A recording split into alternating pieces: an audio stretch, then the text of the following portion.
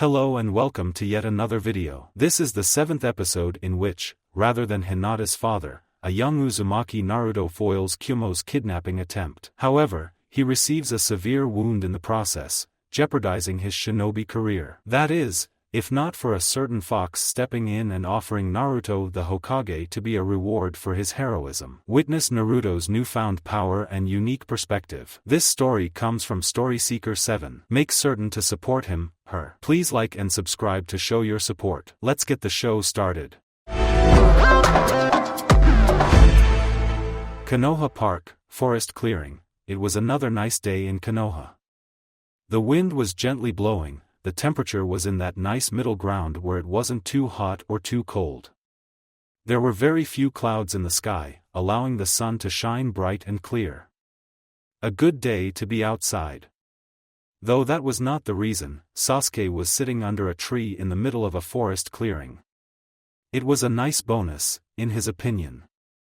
He knew days like this wouldn't last forever, and one day the weather would not be favorable enough for him to be out like this. When that happened, he supposed that he and a certain someone else would have to meet up somewhere else. Speaking of, Sasuke heard the rustle of the grass long before the girl's voice reached his ears. "Sorry, I'm late," Kumo said, almost out of breath. She dropped a bag near the tree as she sat down next to him. "My uncle caught me on the way out and wanted to know where I was going." They had been meeting like this for the past 2 months, ever since their second encounter with each other. Their friendship had started off on an awkward note, given that they didn't know what to talk about or what to do. But over time, they learned more about one another and found they had a lot in common. Sasuke smiled. "Don't worry, I wasn't waiting long."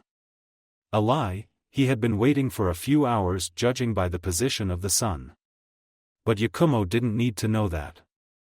He looked over at the bag. "You brought your painting supplies?"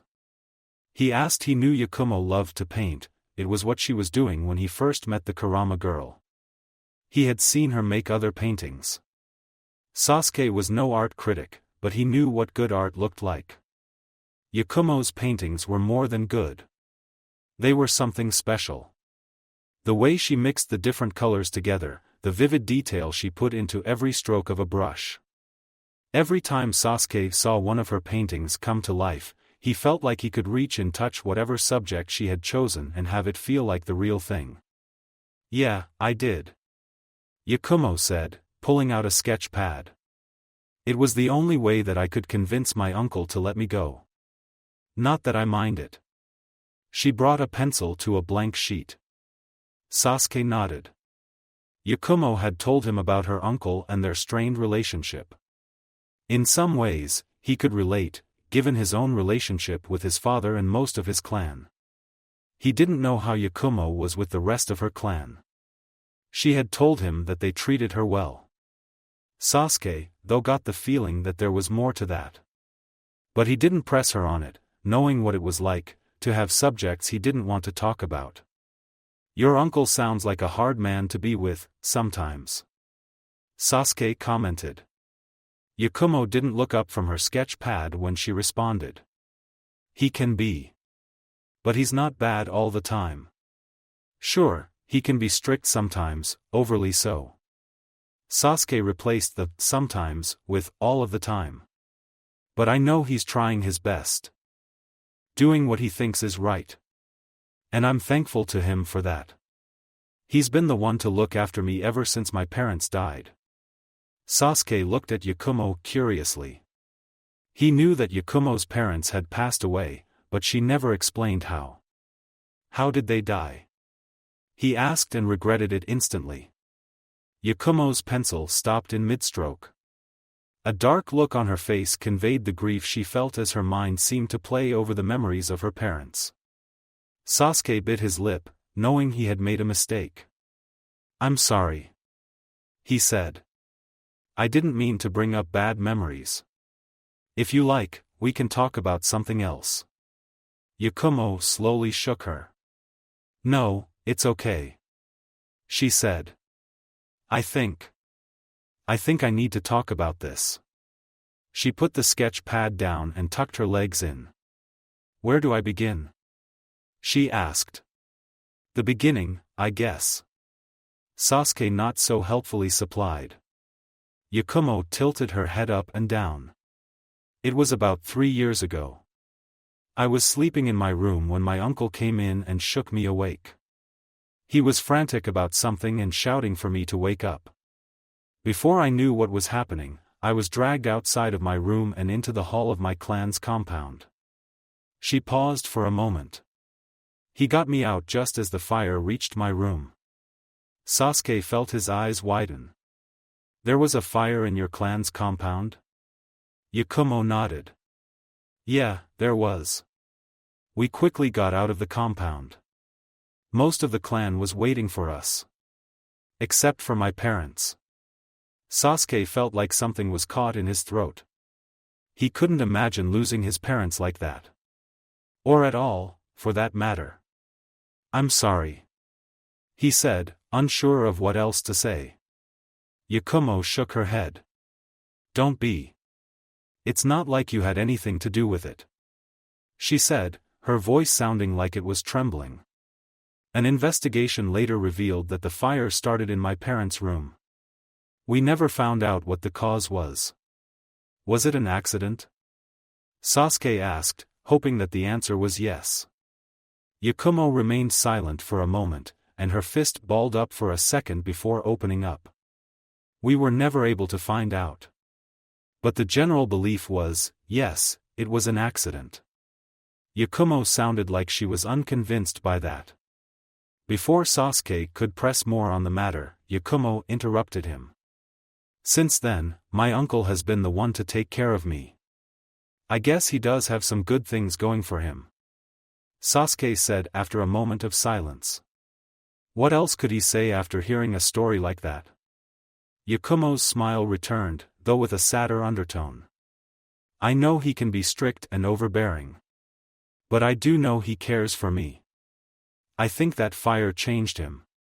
He doesn't want to lose me like he did with his brother. Sasuke sighed. I guess he is a good man after all.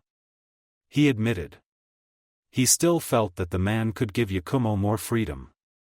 The man might have lost a brother, but Yakumo lost her parents. Couldn't he at least be considerate of that? Yakumo picked her sketchpad back up. Enough about my family. I want to hear more about yours. Yakumo said as she resumed her sketching. How's your brother been doing? Just fine, Sasuke said, relaxing. He hasn't been on as many missions of late, so he's been helping out with my training. The other day he showed this neat kunai trick. A kunai trick? Yakumo questioned. Sasuke nodded. It's where you redirect a kunai midair by hitting it with another kunai. It's really cool looking, but it's harder than it looks. But my brother makes it look easy. You'll have to show it to me sometime. Yakumo said. Sasuke ran a hand through his hair. Well, maybe not today. He said, feeling a little embarrassed. I haven't gotten it down yet, and Itachi warned I could hurt myself or somebody else doing it. I see. Yakumo, sounding almost disappointed. Well, when you do have it down.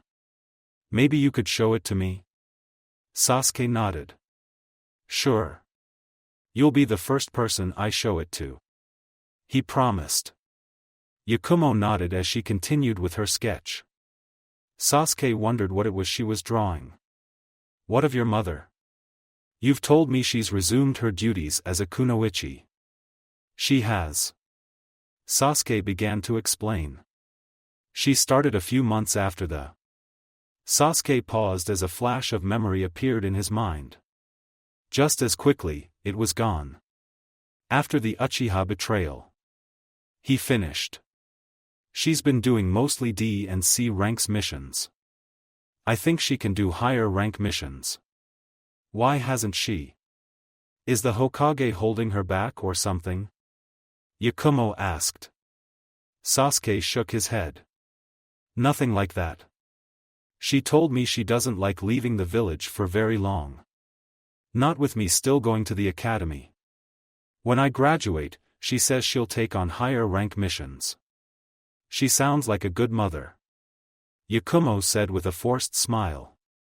And what about your father? At that, Sasuke frowned. He's doing fine. Sasuke said curtly.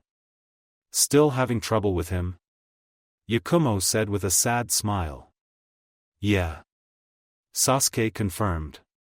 Things are still awkward between us. You should try to make an effort to get close to him again. Yakumo said. From what you told me, he's not a bad man. He just made a few mistakes. He sort of reminds me of my uncle. I know that. Sasuke said. It's just hard to get close to him again. I'm afraid I'll get hurt again. Still, you should try. Yakumo argued. If you don't, you may find one that you missed your opportunity. Sasuke understood what she meant by that. He had to wonder what sort of things did she leave unresolved with her parents. Did she say something she regretted before they died? How much had it eaten at her over the years? How much would it eat at him if his father were to die the next day? How would Sasuke feel if this awkwardness he had with his father never resolved itself before he passed? Sasuke remained silent as he felt unsettled by the possibility. I guess. He said. The two remained silent for a while. The awkwardness of the previous subject had effectively eliminated any attempt at conversation. Yakumo continued. To sketch her drawing. Sasuke was content to watch her hands work their magic on the parchment of paper. Within moments the blank sheet was filled with a blur of lines that slowly morphed in an image. It looked like she was drawing some animals she saw on her way to the clearing. A deer, from the looks, was it a wild one? Or had one the Nara's prized livestock gotten out? It looked like it was sleeping under a tree. Yakumo had already drawn out the deer and the forest around it. She looked like she was now trying to work out the lighting. He had seen her do this plenty of times over the month her gotten to know her, and he was always amazed at how she made a blank sheet of paper come to life. That's a nice sketch. He said. Thanks. Yakumo said. I saw this deer on the way, and I couldn't get it out of my mind. Sasuke nodded. Again, he was amazed she could have seen the sight for more than a few seconds. Yet the detail was so vivid that the Uchiha almost found himself in that same spot, staring at the same deer. You think it might be one the Nara's? Yakumo shook her head. No, I've been through this forest a few times, and I've seen them wandering around. There must be somewhere along the wall where they can get in. Are you going to try to make a painting out of it? Sasuke asked. Yakumo nodded. I will. Just getting a rough draft ready. I would like to see it when it's finished. It would be beautiful if it turned out anything like her other paintings. Yakumo's smile grew. That's if I can sneak it past my uncle. He loves my paintings almost as much as you do. Then he's got good taste. Sasuke commented. Have you ever tried getting your paintings out there? You in a museum or an art exhibit? No. Yakumo answered quietly. Let me guess, your uncle hoards them all. Sasuke said. Yakumo shook her head. No. He's actually suggested the same thing. He feels talent like mine should be known.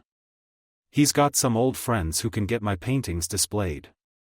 Even suggested that the Hokage might have one or two of them hung in the Hokage tower. Then why haven't you? Sasuke asked. I guess it's because I don't feel the same way about my paintings like you or others do. I know they're good, but... Yakumo paused, her pencil laid on the sketch pad. I don't know if they're good enough to put on display. Even if they were, I'm not doing this to get attention. I just like painting. Maybe one day you'll change your mind. Sasuke said. I think lots of people will like your paintings. He saw Yakumo shrug her shoulders and resume her sketch. Sasuke didn't get why Yakumo was so shy about her work when she was so good at it. Actually, in general, the Kurama heiress came off as shy and withdrawn. Almost kind of like Hinata was like sometimes. The difference was that Hinata had Naruto to bring her out of her shell. The Hyuga girl was still soft-spoken but could make her presence known when she wanted to. But with Yakumo, he felt like something was different with her. He sensed this fire underneath the surface of her shyness, a determined spirit that wouldn't let anything stop her. He's seen it a couple just barely coming to the surface, usually when she was painting. He wanted to see more of it, see the real Yakumo that hid away in her shell. But Sasuke didn't know how to do that. Unlike Naruto, he didn't know how to bring people out of their shells. Then the idea popped into the Uchiha's head. Who better to help him out than the idiot that got him into this? "Hey, Yakumo-san," he said, getting her attention. "Yes, Sasuke-san," Yakumo said, not taking her eyes away from her sketch pad. "How would you like to?" Then he paused as he felt nervous. What if she didn't want to meet his other friends? What if trying to bring others here only drove her away? He knew that Yakumo needed other friends in her life, other people that would be there for her other than him. But what if he was going too fast by asking her this now? Like to what? Yakumo parroted. She put her pencil down on the sketchpad, now interested in what Sasuke had to ask. Sasuke gulped. Too late to back out now. He gathered up whatever courage he could and hoped the girl wouldn't react badly. "How would you like to meet some of my friends?" He knew that Naruto was going to drag the others into this. Most likely Hinata, who he didn't mind, having another girl to talk to would help Yakumo a lot. But he wasn't sure who else Naruto would bring. He figured that Yakumo would eventually meet all his friends. But he didn't want to introduce them all at once for fear of scaring her off. Yakumo blinked. "What?" she asked like she couldn't believe what she just heard. Sasuke cleared his throat and repeated his question clearly. "Do you want to meet some of my other friends?"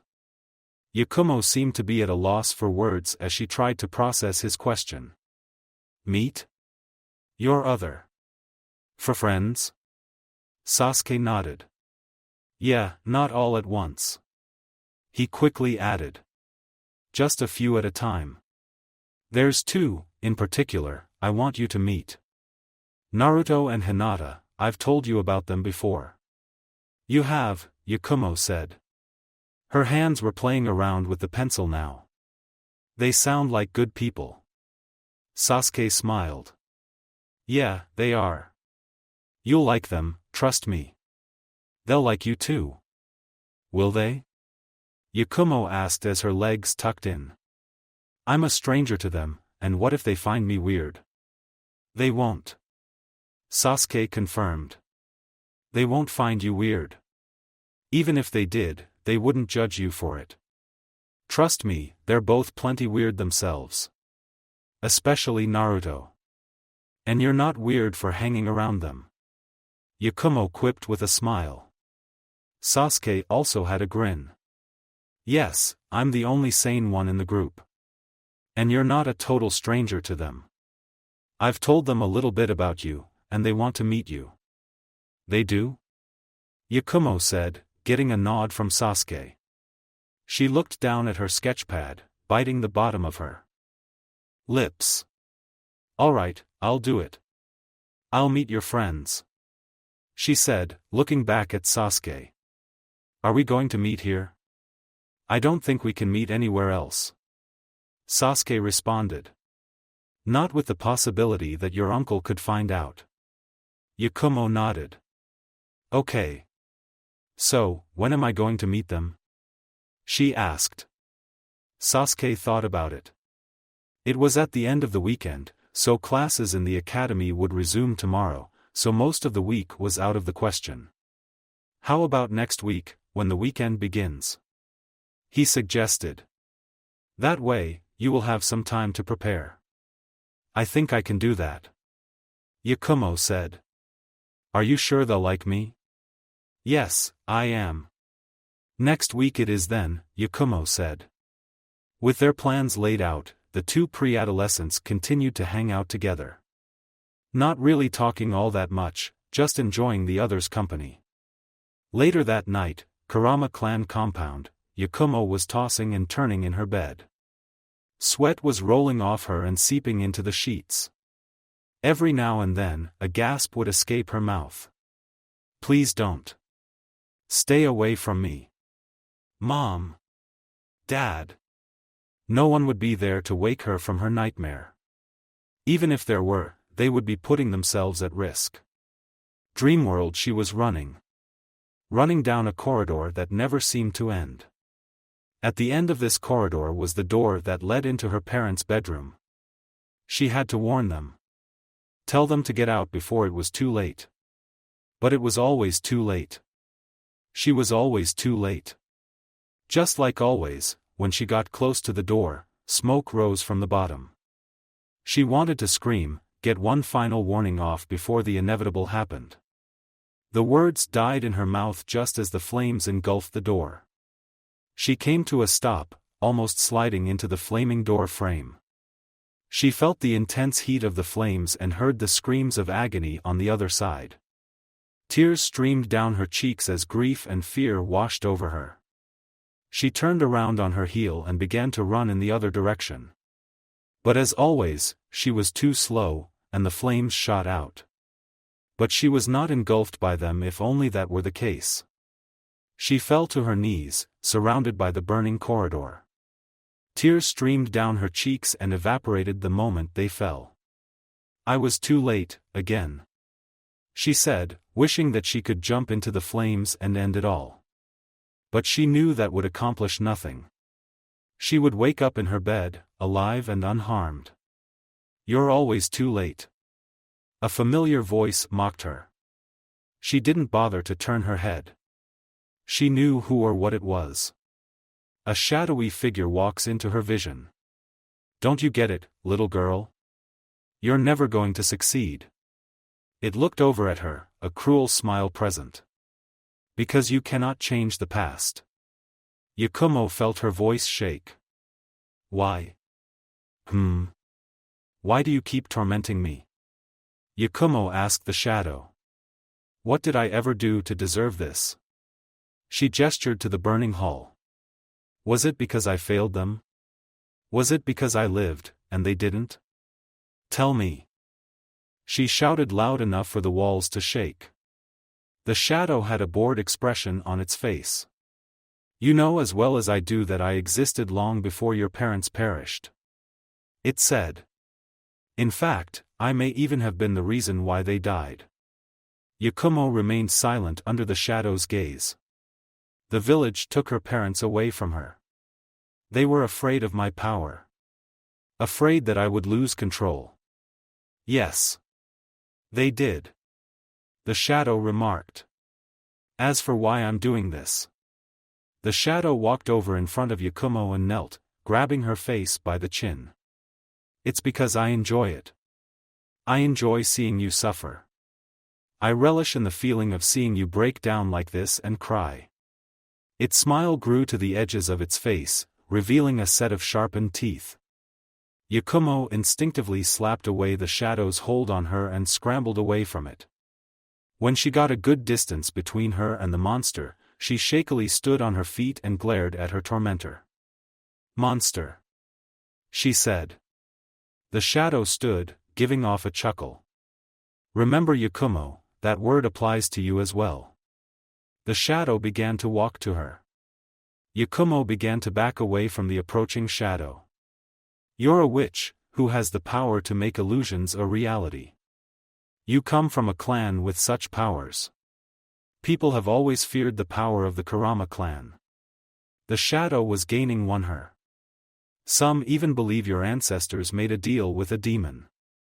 Yakumo was about to turn around and run from the shadow when her back hit something. Yakumo looked over her shoulder, seeing a wall had appeared. How? She silently muttered. I wonder how much of that is true. Yakumo looks back at the shadow. It was almost on top of her. I wonder how much demon blood runs in your veins. Face it, little girl. The shadow was right in front of her. Close enough for her to smell its foul breath. It tilts its head in, bringing its mouth to her ear. You are a monster just like I am. I am your reflection, your true self. As the most powerful and gifted of your clan, people will always fear you. You will always be alone. That's not true.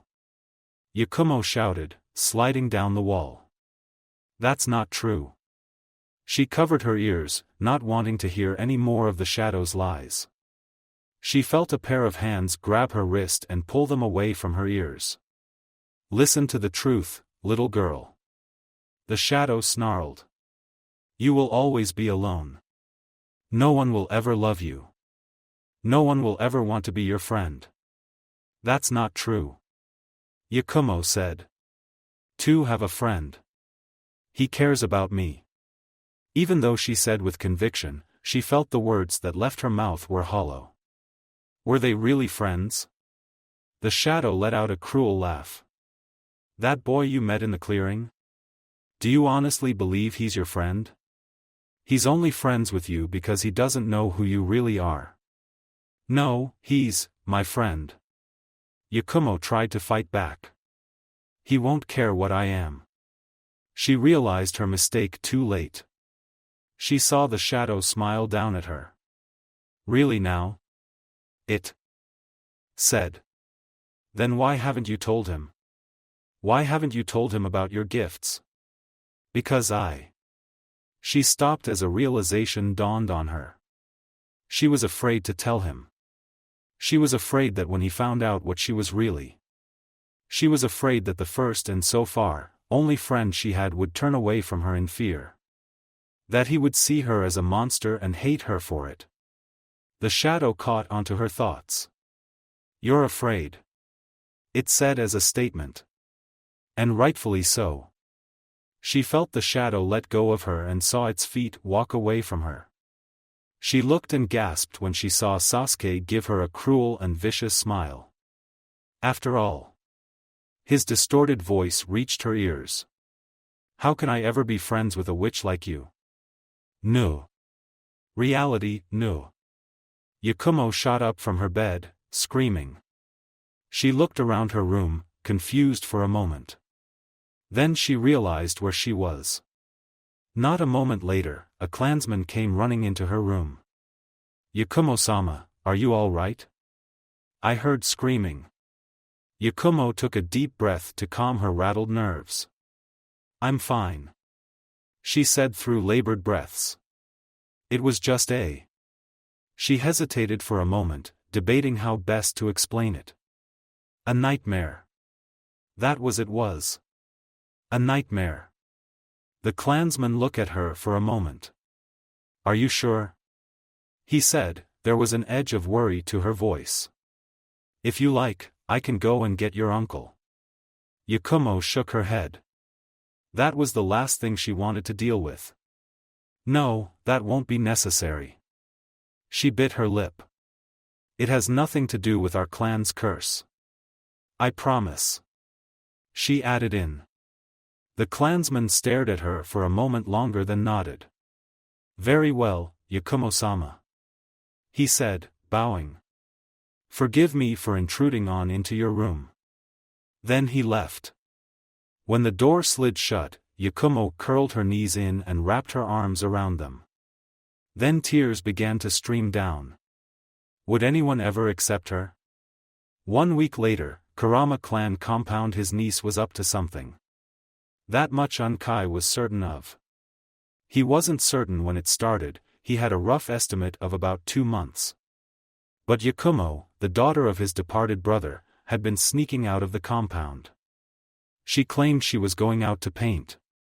Indeed, she would often bring back pieces of art that were breathtaking or works in progress that would become the former. But his instincts, both as her uncle and as a shinobi, told him there was something more going on. He watched on as his niece continued to practice her genjutsu, under the watchful eye of one of Konoha's youngest jonin. Yuhi Kurenai, Konoha's so-called genjutsu mistress. Unkai felt a frown tug at the edges of his smile. Kurenai knew something, or at least had suspicions about what her young student was up to. Suspicions that she had not shared with him. That woman had a soft spot for Yakumo, too much so in his opinion. But he knew if he was ever to voice his thoughts, he would be a hypocrite. He had been the one to suggest that an outsider be brought in to tutor his niece. Show her how to control her abilities and the negative aspects that came with them. Anyone within the clan could have done that. He could have been the one that tutored her. But he felt that outsider was better suited for the role. The other clansmen would have been too afraid to get close to the girl, only being a tutor and not a mentor. He wasn't suited either for much the same reasons, and for the fact that he lacked the one thing Kurenai didn't: a caring nature. When looking for a suitable tutor, he knew that they needed to be more than just a teacher. He felt that Yakumo needed someone to confide in, some that she could trust. She needed someone that cared about her. As much as Unkai cared for and loved the daughter of his brother, he knew he could never be that for the girl. So, he chose Kurenai not just for her talent but for her motherly instincts. The woman had filled that role quite well, the last 2 years. Irritatingly so. He had lost count of the number of arguments that they had.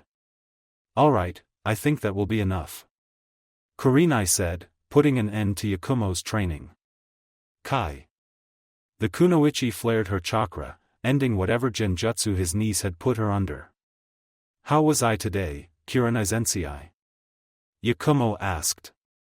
"Am I doing better?" The woman smiled down at the girl. "I think you did," she said proudly. Like a mother praising her child.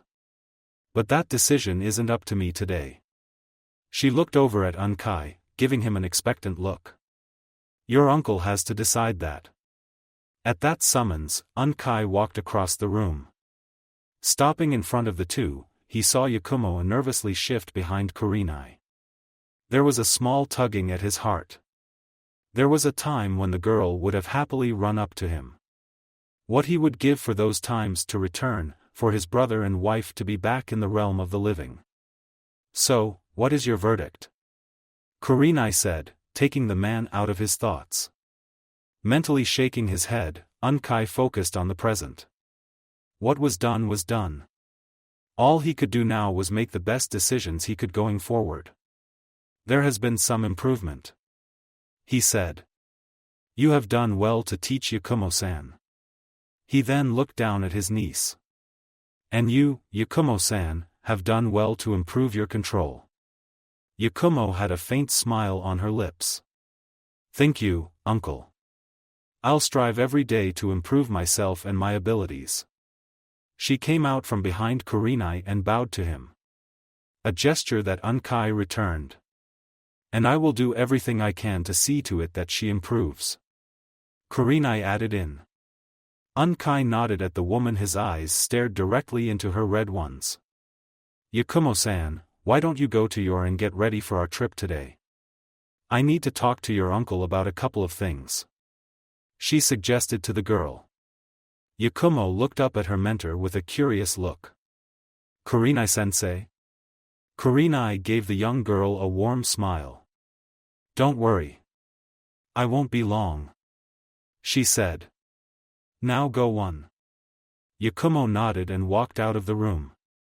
A few moments after the door shut, Kurenai looked at Unkai. Her expression wasn't quite as friendly as before. "You could have given her some more praise. Left her spirits some," she said evenly. Unkai held back an eye roll. "I told the truth as it was. She has improved much since she came under your tutelage. You have done an excellent job." Kurenai folded her arms and scowled at the man. "It helps that I treat her like a person. Like a girl who needs some companionship. Not like a paper bomb ready to go off." That was a low blow, but not one that Unkai could dispute. I have done what is necessary for my clan, he said. Yakumo may be my niece, but my first and foremost duty is to the clan. I can't afford to let sentiment cloud my judgment. Especially not when she is so gifted. The last word came out almost bitter on his lips. Kurenai shook her head. I cannot see how the two of you are related, she muttered. Then she looked at the man straight in the eye. You're worried about it, aren't you? Unkai had a stony face. He knew exactly what the woman was referring to. As blessed the Kurama clan was, it also came with a curse. I felt it, he said. It was poking at the edges of her genjutsu. I did too. I was in her genjutsu. But she was able to hold it back. Kurenai countered. That's got to count for something. Unkai shook his head. As much he wished that were the case, it wasn't. She still has yet to conquer it, he explained. It won't matter how powerful her genjutsus are or how much control she demonstrates over them. If that thing is still loose in her mind, it all will be for nothing. The ID will continue to battle her for control, and if it succeeds with her gift. Unkai paused as he considered what would happen then. I dare not think of the consequences that would have for the Kurama clan and for Konoha. He would never allow for that to happen. Yakumo was his niece, but he would always put the clan first. Even if it meant he would have to end his brother's bloodline. Still, Kurenai began. That girl deserves a normal life. On that, you will have no argument from me, the current head of the Kurama clan said. But Yakumo is no normal girl. You plan to take her out into the village again? He asked. Kurenai nodded. She at least deserves that much. She should see the village that she'll serve one day. Who knows, maybe it will give her the motivation she needs to conquer her ID. Unkai considered the kunoichi's words. He still felt that Yakumo out into the village was too dangerous. It would put the village in danger should his niece lose control of her powers. He felt it was better to keep her in the compound where they could keep an eye on her, and that way, only people Yakumo would be putting into danger were clansmen. Are you sure that is wise? He asked, knowing the outcome of this argument. Would it not be better to have her stay in the compound? Kurenai shook her head. You can't keep her locked up here forever, she said. If she is to become a great kunoichi like she dreams of being, she'll need to know how to interact with other people. Get to know the people that she will one day be defending and the people she will fight alongside. That was a good point. And how will she be able to do that if she puts them all in danger? She needs to gain control over her talents before she is allowed to be around other people. Look, Unkai-sama, Kurenai began. I promise you nothing will happen. Yakumo-san has enough control over her abilities, so she won't put anyone in danger. If something does happen, I will take full responsibility. Unkai stared at her, still unconvinced. Then he sighed. He knew how stubborn Kurenai could be. Very well, he conceded. But at the first sign of trouble, you are to bring Yakumo back her at once. He left no room for argument. I will you have my word on that, Kurenai said flatly. Now, if you excuse, I know this nice little shop that Yakumo will love. She began to walk up the door. Kurenai, Unkai said without turning around. Yes, Unkai-sama. See to it that she has a good time. Perhaps he was getting too soft in his old age. Later that day Yakumo bit the bottom of her lip. For what must have been the 100th time, the young Kurama considered turning back and returning to her clan's compound. Sasuke would understand her not showing up. Would he? Flashes of the nightmares that haunted her the past week appeared in her mind. Images of Sasuke's face so kind and sweet twisted into a cruel and vicious smile. How can I ever be a friend with a witch like you? His voice came out laced with disgust. You're a monster who allowed her parents to die. Other small shadowy figures appeared around him, eyes and mouths twisted in monstrous ways. His friends spoke the same words he did. Monster. Witch. Will always be alone. Monster. Witch. You'll never have any friends. Each repetition coming out more cruel than the last. Yakumo shook her head, dashing away those horrible images. Sasuke is my friend. He cares about me. Does he? The shadow asked. She ignored it. She felt the hand around hers tighten. She looked up to see that Kurenai-sensei was giving her a caring look. Yakumo-san, are you alright? She asked. Not really. Yakumo answered in her head. She took a breath to calm herself down. I'm just a little nervous. About meeting Sasuke's friends? Kurenai said. She had insisted on being there when she would meet Sasuke's friends for the first time. Something about Yakumo owing her for making her miss out on seeing her met Sasuke. Yakumo didn't care about what excuse she had. All Yakumo wanted was someone else other than Sasuke to be there to support her. Yes. She answered. Would they like her? Just as Sasuke said, they would. Could he have been wrong or worse, lying? The nightmare appeared again. What if he was only pretending to be her friend? What if the next time she was alone with him and his friends, they would torment her? Kurenai smiled. You don't have to worry about that. They're good kids. She said.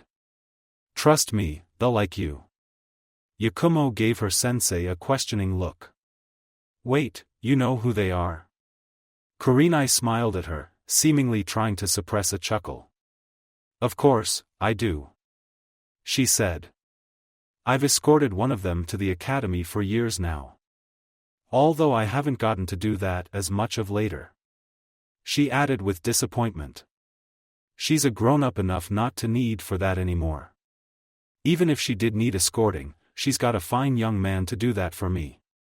Why didn't you tell me about this? That you knew who Sasuke's friends were. Or even Sasuke, for that matter. Yakumo asked.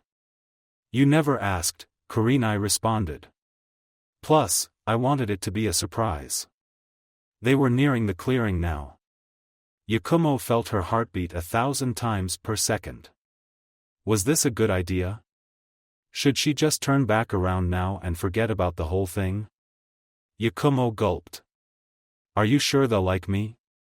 She asked her sensei. The reedied woman nodded. Of course, they will. She said. I know these kids, and they would never think ill of you. They're sweet kids, trust me, you're about to make some very good and loyal friends. Yakumo wasn't sure if that made her feel any better. But was relieved to know that Kurenai was here to support her. Looking forward, she saw they were about to pass the last set of trees that divided the forest and the clearing. The young Kurama heiress steeled her resolve, she wanted to do this. She had to do this. The trees broke, and they entered the clearing. Coming out just behind the hill that overlooked the lone tree. Yakumo almost froze when she saw a figure standing on top of the hill. She looked up to Kurenai, seeing that the woman had quirked her eyebrow. Looks like we got another guest here. She said calmly. If her sensei wasn't showing any sign of being worried, then Yakumo guesses that whoever it was must not be a bad person. They walked up the hill approaching the figure. The man noticed the newcomers and turned around. Yakumo almost gasped. It was like looking at an older version of Sasuke. Her mind quickly made the connection. This man was Sasuke's older brother Itachi. She tried to hide the blush on her cheeks as she thought that the young man was very handsome. If Sasuke turned out to be anything like this, then she would be. Okay, it was probably a good idea to put that train of thought to rest. Otherwise, Yakumo might find herself passing out from heat exhaustion. The man greeted them. Hello, Kurenai-san. It's good to see you again. It's good to see you as well, Itachi-san. Kurenai responded. What are you doing out here? It seems like an unusual place to be hanging out in. I could ask the same thing about you, Itachi said. Kurenai nodded. True. But to answer your question, I'm here to watch over my little brother and his friends. He said, turning over to face the tree below them. Yakumo looked down at the tree. Her anxiety intensified. Sasuke was there sitting up against the tree. As he said, he brought some of his friends with him, 3 of them. 2 girls and a boy. The other boy had spiky blonde hair and looked like he was wearing an orange blindfold. That must be Naruto. He was animatedly talking to the others. Sitting close to him must have been Hinata. Her hair was a shade of dark blue. The other girl had blonde hair, but it was a lighter shade than what Naruto had. It was tied in a long ponytail.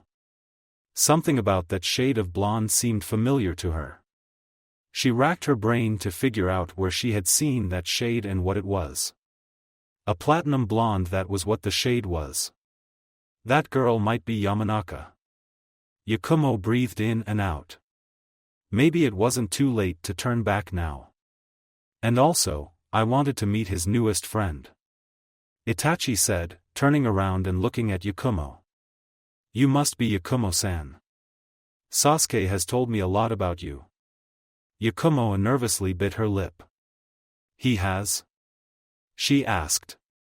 The older Uchiha brother gave her a warm smile. Indeed, he has. Based on what he has told me, I would say he is quite smitten with you. He held his hand out.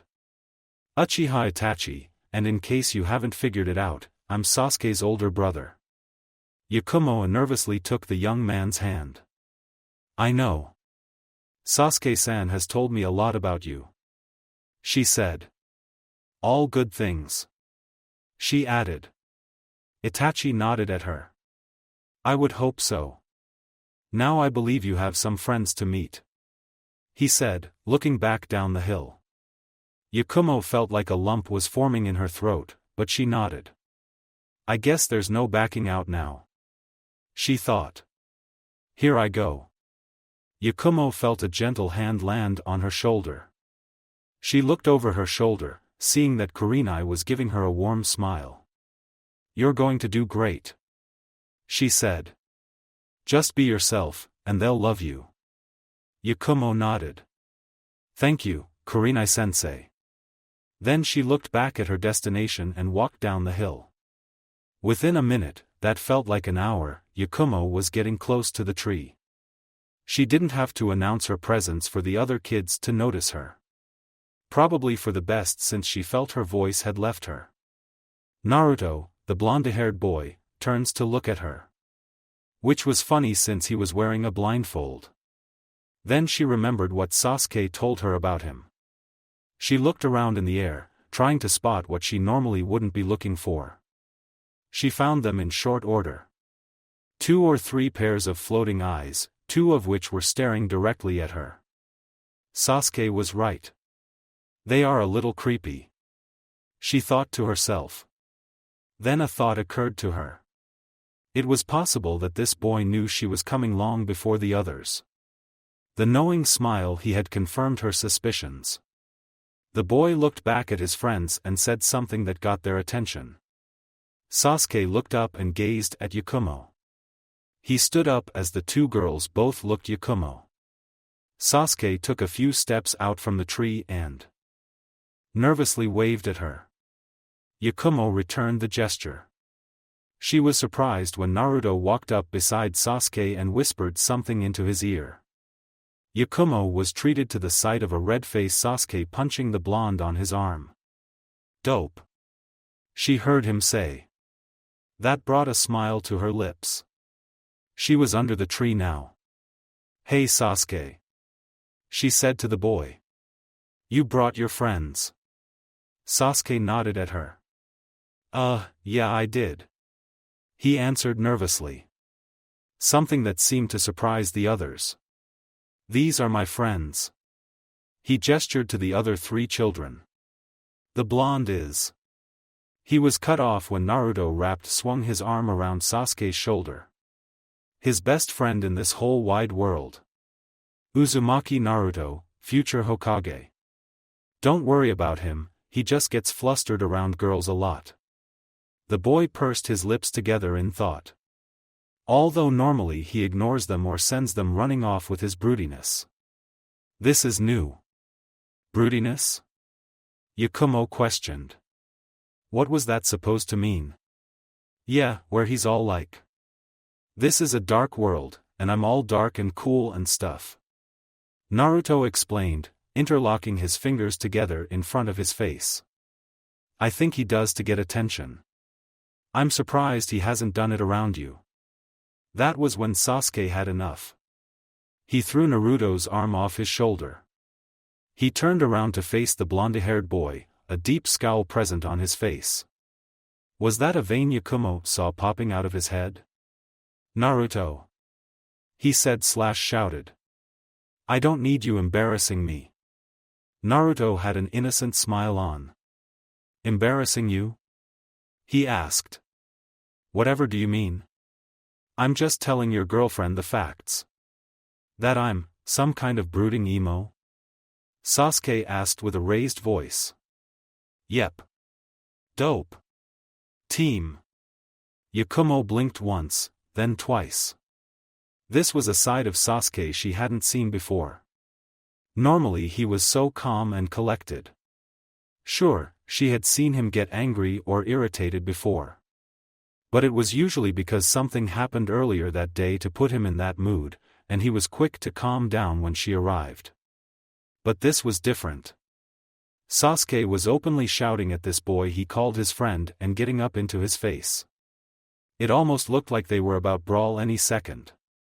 But the strangest thing about it was that she got the feeling that there was no malice behind it all. She even thought that they were enjoying it. The other girls approached her, paying no mind to the arguing boys. Don't mind them. The girl with the platinum blonde hair said. Those 2 love to argue with each other. I think it's a boy thing. She looked at the boys, who were more engrossed in their argument than pay any mind to the girls. She looked back at Kumo and held her hand out. Yamanaka Ino. The girl introduced herself. Kumo took the hand that shook it. Kurama Kumo. She said. It's nice to meet you. Ino inched her face closer into Kumo's, examining her. Kumo felt beads of nervous sweat roll down the back of her neck. She felt like she was being placed under a microscope. After a moment of this, Ino smiled and pulled her head away. She let go of her hand. You're a very pretty girl, Kumo. And nice to boot. No wonder Sasuke likes you. Ino said with a wide smile. Thanks. I guess. Kumo said, feeling a little heat in her cheeks.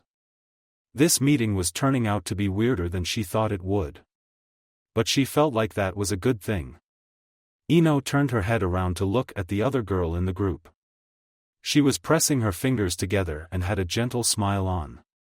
Now that Kumo could get a better look, she realized this girl was Hyuga. Hinata, why don't you introduce yourself? Come on, girl, don't be shy. Right. The Hyuga girl said. I'm Hyuga Hinata. It's pleasure to meet you. She stuttered out her introduction. A pleasure. Kumo responded. You're friends with Sasuke?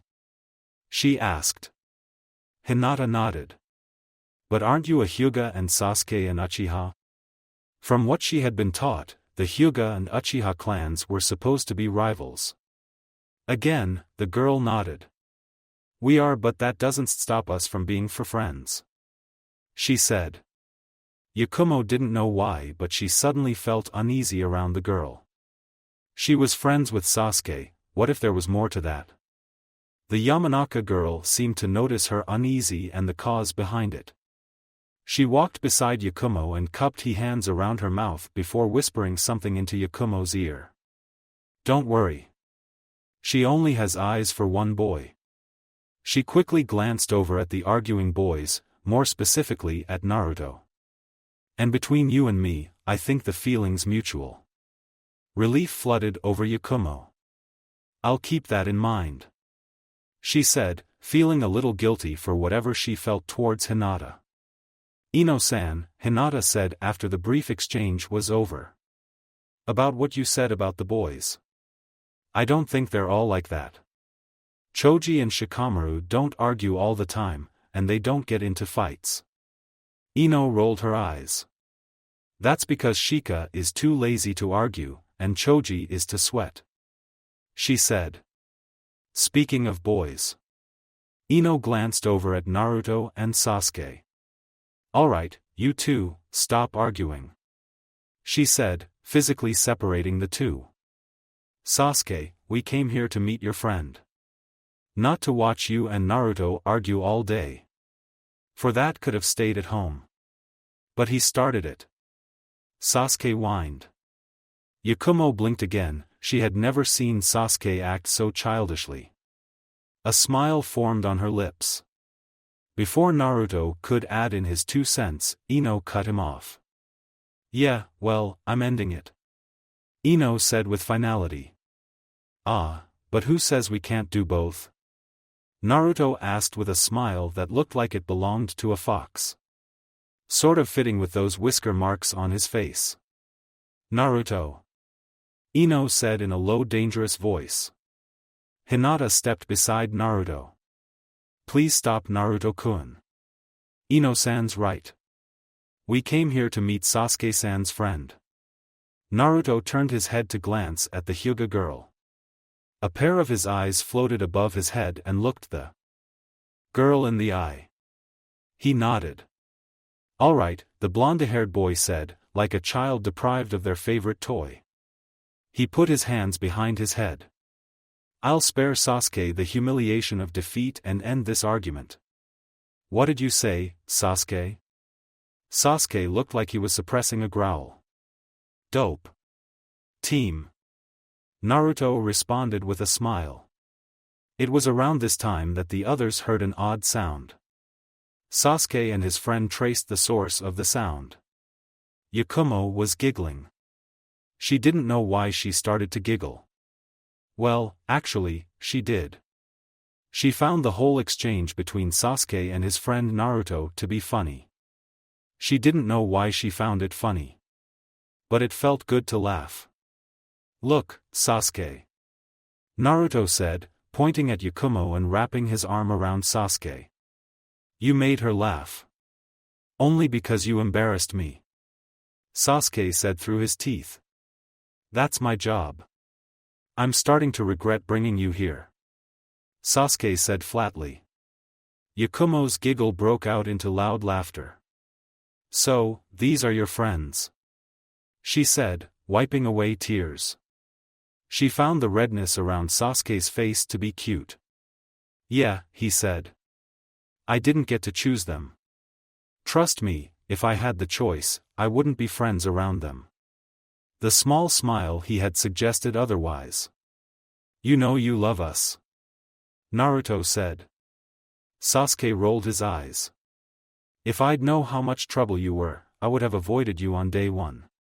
But then you would have missed out on so much fun, Naruto argued. Hey, ow, he shouted when Ino appeared beside him and pinched his ear. Naruto, I thought you said you were done with the arguing, Ino said. But I am, Naruto said. Ino pulled harder. Ow, ow, ow. Hinata-chan. Ino's being mean to me again. The Hyuga giggled. Hinata-chan. More laughter threatened to escape from Yakumo. She looked over to see that Sasuke was shaking his head in what must have been frustration. This is not how I saw this happening. Neither did Yakumo. But then again, that was a good thing. You have some interesting friends, Sasuke-san, she said, pushing down her laughter. Sasuke looked over at his friends. He sighed at their continued antics, then he smiled. They are, he said. Yakumo smiled back.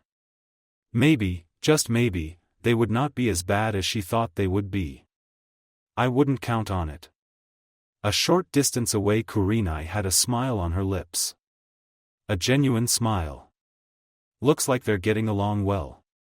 Itachi voiced his observation. Kurenai nodded to show her agreement. I think they will be great friends, she said. Privately she would admit that she was a little worried. She knew Sasuke, Naruto, Hinata, and the others were all good kids. She knew that they would accept Yakumo regardless of who she was. But a part of her, the part that saw the girl as like a little sister, was worried that she had been wrong. That the rejection from so many people her age would cause Yakumo to become even more reclusive. Now she was relieved to see that part of her was wrong. Seeing Yakumo interact with others her age, laughing and smiling as she got to know her new friends. It warmed her heart in a way she never thought possible. There was still that air of nervousness around the Kurama girl, but that was quickly evaporating away under personalities like Naruto and Ino. She had to give credit to Sasuke. He may have unintentionally chosen the best people for Yakumo to meet first. Naruto and Hinata were always going to be a given. They were the closest friends he had, and Kurenai would not be surprised if he brought them along when he introduced the rest of his friends. A nice bit of stability in what would doubtless feel like a revolving door of people for Yakumo. Both Naruto and Hinata alone would have been good choices. Naruto had a warm and outgoing personality, with a charisma that could bring anyone out of their shell. Just look to Hinata. With Hinata, she had a soft gentleness to her that made her easy to get along with, and she was patient with everyone. A good person for when you want someone to listen. However, bringing Ino may have been the best choice Sasuke had made. The others would have been fine and would quickly make her a friend, but Ino offered something they couldn't. Firstly, and most obviously, she was another girl for Yakumo to hang out with and to talk with. From her own experience, Kurenai knew the benefit of having another female to talk to. She had plenty of male friends like Asuma, Kakashi, and Itachi, and there were plenty of things she could talk to them about. But there were just some things that were only comfortable to discuss with someone of the same gender. She figured it was the same for guys. Hinata would also fill in that role and later Sakura. Ino, though, would do something that the others couldn't, or at least not to the same degree. She would push Yakumo. No matter how much Yakumo grew and come out of her shell, Kurenai knew she would, to some degree, always be hesitant. Ino would push Yakumo to try new things, to grow as a person. The Yamanaka heiress was the right combination of outgoing and patience and had a keen sense of how people worked. She would know when and where she needed to nudge the Kurama heiress in the right direction for her to grow. But none of this really matters to Kurenai, not right now anyway. All she needed to know was the girl she thought of as a little sister was making friends. She was happy. I should have known you were up to something. And no matter what, she would not let anyone stand against that. Not even members of Yakumo's family. I thought I felt someone following Yakumo and me, Kurenai said to an upset-looking Unkai. Turning around to face him, Itachi did the same, showing no visible sign of surprise. That didn't surprise Kurenai. If she noticed Unkai following them, then he would have the moment they entered the clearing and likely before. The current head of the Kurama clan had a deep frown on his face as he walked up to the two. He stopped in between them and stared down at the group of children. His eyes narrowed in on Yakumo. I always knew you were up to something, he said. But even I couldn't imagine you doing something so foolish. He looked over and glared at Kurenai. Kurenai weathered the intense stare. Like what? She said, trying her best to keep the venom out of her voice. Letting her have friends? Letting her be happy? Let her be a kid just a moment before we have to rip it away when she becomes kunoichi? Unkai continued to stare at her. We can't give her back what she has already lost. he said. I can't believe how foolish you've been. He gestured to the children below. It would have been bad enough if they were just ordinary children. But 3 of them are from prominent clans, 2 of which are the most revered throughout the village. For Kami's sake, one of them is the Jin. He was cut off when a kunai materialized on his neck. Remember Unkai-sama? Itachi said from behind him. Even if you are the head of a clan, the Hokage's law still applies. He removed his kunai and, with a twirl, placed it back in his holster. Unkai turned around to face Itachi. I do not believe that the law applies here. All 3 of us know who and what that boy is. And the children are well out of earshot. He said, getting a light shrug from the Uchiha prodigy. Furthermore, shouldn't you be as upset as I am? Your little brother is down there. As a high-ranking member of the ANBU, you must be aware of what kind of danger he is in. Don't you care if he gets hurt or worse? Itachi gave the man a dangerous look that had the man squirming. Make no mistake, Unkai-sama, he said in a cold voice, his Sharingan blazing. Kurenai took a step back, shocked at seeing the normally calm and reserved Itachi so angry. I care deeply about my little brother. You have no idea the lengths I will go to protect Sasuke. Unkai also stepped back. Kurenai could almost hear an audible gulp from him. She might have smiled if she wasn't just as taken aback. Itachi's Sharingan deactivated, and the menacing aura he was projecting vanished. After a moment, Unkai and Kurenai recovered from the experience. I apologize, Itachi-san. Unkai said, bowing to the younger man. I overstepped my bounds when I said that. I hope this does not reflect on what I think of you. I know of your feats, and I respect you as a shinobi. I was simply surprised that you were allowing your younger brother to be around my niece, knowing the dangers she possesses. Itachi waved his hand. No need to bow to me, Unkai-sama, he said, allowing the man to raise. I understand that you simply cared for the safety of my brother and the other children. I appreciate that. But if you really do care for your brother, then why have you? Unkai was cut off again when Itachi raised a hand. Unkai-sama, Itachi began. I am aware of the dangers that Yakumo-san possesses to my little brother and the others. Or rather could. She has been acquainted with Sasuke for over 2 months. Thus far, she has yet to prove to be a threat to him or anyone else.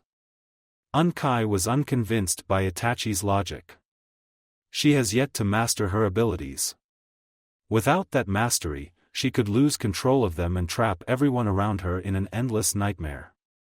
Nightmares that could kill them. Kurenai gritted her teeth. Stubborn man, she said, getting the Kurama man's attention. The fact that she has been around Sasuke for so long and without incident shows how much control she has. Hell, I've taken her out into the village several times, and nothing has happened. Shouldn't that tell you that at the very least she has enough control over her abilities to be around others? Unkai glared at her. I will hear no more of this, he said in a low growl. I am going down there to get my niece and drag her back to the compound. Kurenai-san would not bother coming in tomorrow for Yakumo's lessons. Your services are no longer required, he said, moving down the hill. He took 1 step before a shadow passed him. Unkai stopped and glared at Kurenai. I won't let you take what little happiness she has, she said. Woman, get out of my way, Unkai said, attempting to rush towards the upstart and push her out of the way. He was stopped by a hand on his shoulder. He looked over to stare into a blazing Sharingan. What do you intend to stop me to? He growled. Itachi stared at the man for a moment. Kurenai wondered if the young Uchiha would really do something. She saw his grip loosen on the Kurama man's shoulder. I do not wish for there to be any conflict between our 2 clans, he said calmly. But do not wish for this conflict to escalate any further. If you make any attempt to move past Kurenai-san, I will have no choice but to stop you. The same goes for you, Kurenai. He shot a look at Kurenai, leaving no room for argument. Kurenai got the message and slowly nodded. So as long he makes no move towards Yakumo, I won't do anything, she said, shifting into a relaxed but still prepared stance. Itachi nodded. Good, now how about we discuss this like civilized adults? He said. There is nothing to discuss. Unkai said stubbornly. I am taking Yakumo back to the compound, and she is to never set foot outside of it again. Not until she has mastered her abilities. Kurenai shook her head. I say there is plenty to discuss. Just look at her. The genjutsu mistress gestured her hands out to the children. Yakumo was sitting between Ino and Hinata as they watched the boys spar. She was smiling and laughing. Can't you see that she's happy? She has friends now. People will stick by her side through the best and worst parts of her life. Her happiness is irrelevant, Unkai said, waving her off. So as long as her abilities go unmastered, she'll pose a threat to everyone around her, including her so-called friends. Kurenai held back a low growl. This man wasn't listening to a word she said. Didn't he care about his niece, a girl who was his flesh and blood? You can't just. If I may be allowed to interject? Itachi said, cutting off Kurenai's statement. Unkai-sama, do you still consider yourself a shinobi of Konoha? Both Unkai and Kurenai gave the young man a raised eyebrow. What did that have to do with the argument? Yes, I do. Unkai answered. In fact, before I was forced to accept the position of clan head, I was a well-respected jonin. Itachi nodded, satisfied by the answer. Do you care about Konoha? Would you still defend it even at the cost of your life? Of course, I would. Unkai said. I would give my life for the village just as freely as I would for my clan. I see. Itachi said. Now as someone who still considers themselves as a shinobi of Konoha, do you believe in all the ideas that our village stands for? Do you believe in the philosophies that the first and second Hokages built this village on? Where was Itachi going with this? Kurenai wondered. Yes, I do. Unkai said carefully. More out of confusion than anything else. Itachi smiled. Then what about the will of fire? He asked. Kurenai's eyes widened, she was starting to see where Itachi was going. So did Unkai when he shifted uncomfortably. Since I was a child, he said after a moment. Then, Itachi began. Why have you not considered the possibility that is exactly what she needs to master her abilities? Unkai began to say, his confusion clear. I do not understand. Itachi's smile grew. It wasn't a pitying or mocking one. A calm and serene one, like one that you'd give to a child as you tried to explain something. The will of fire applies more than just in combat or on a mission. It can be found in all aspects of our lives. By having those we care about and cherish, there grows the motivation for us to better. Not just as shinobi, but as people as well. With that motivation, he can grow stronger and faster. We would be more determined to accomplish our goals in life. We would have a resolve that we would have never had without our loved ones. Unkai slowly nodded. I can see your point, he said. The will of fire is central to every Konoha shinobi's life. Then why have you not tried to pass that on to Yakumo? Itachi asked. For much of her life, she has been isolated from the rest of the village. She has not been permitted until recently to leave the compound and never allowed to make friends. Yakumo-san wishes to be a kunoichi of the village, does she not? Of course, she does. Unkai said. She desires to be one of the village's greatest kunoichi, despite her frail constitution. For a moment, Kurenai could have sworn she saw a proud smile on the man's lips. It had to be her imagination because when she blinked, it was gone. Then how can she ever hope to be the great kunoichi she dreams of being when she knows nothing of the will of fire? Itachi asked. By the time she does master her abilities and becomes a kunoichi, she will know nothing of the will of fire, and its underlying meanings. She won't have anyone to care for, someone to grow stronger for. She won't have a reason to be a better person. She would be no better than the shinobi from outside of this village. But she has to be kept away from others. Unkai argued. She's a danger to everyone around if she can't master her abilities. Perhaps. Itachi conceded. But what if that is exactly what she needs? What if having friends, people to care about, will give her the motivation and resolve she needs to master her abilities? Yes, she can put them in danger, but if that fact is what pushes her to keep control? My little brother has told me a lot about Yakumo-san. And from what I've seen of her myself, I believe she would do everything in her power to stop herself from harming him or anyone else. Unkai remained silent. She could still end up hurting people or worse. Unkai-sama, Itachi said. Have faith in your niece. She may prove to have more control than or even she realizes. She will not harm anyone. But should that day ever come, both Kurenai and I will take full responsibility for it. He looked over at Kurenai, sending her a meaningful look. Kurenai nodded. You have my word, she said. Both as kunoichi and as Yakumo's mentor. Please, Unkai-sama, if there is any part of you that cares for your niece, please let her have this. Let her have friends. Let her some semblance of normalcy. She begged the man. Unkai remained silent for a long time. Several times his hands clenched and unclenched. Fear slowly crept into Kurenai. What would she do if he said no? He looked over at where Yakumo was, sitting with her newfound friends, smiling, laughing. Again, it must have been her imagination, but Kurenai could have sworn she saw the man's expression soften. Fine, he said evenly. He turned away from Kurenai. I'll allow this foolishness. But know this, he said, looking Itachi in the eye. I wash my hands of any responsibility here. If something happens, it is on your heads, not mine. Then he began to walk away. Relief flooded through Kurenai. Unkai-sama, assure you.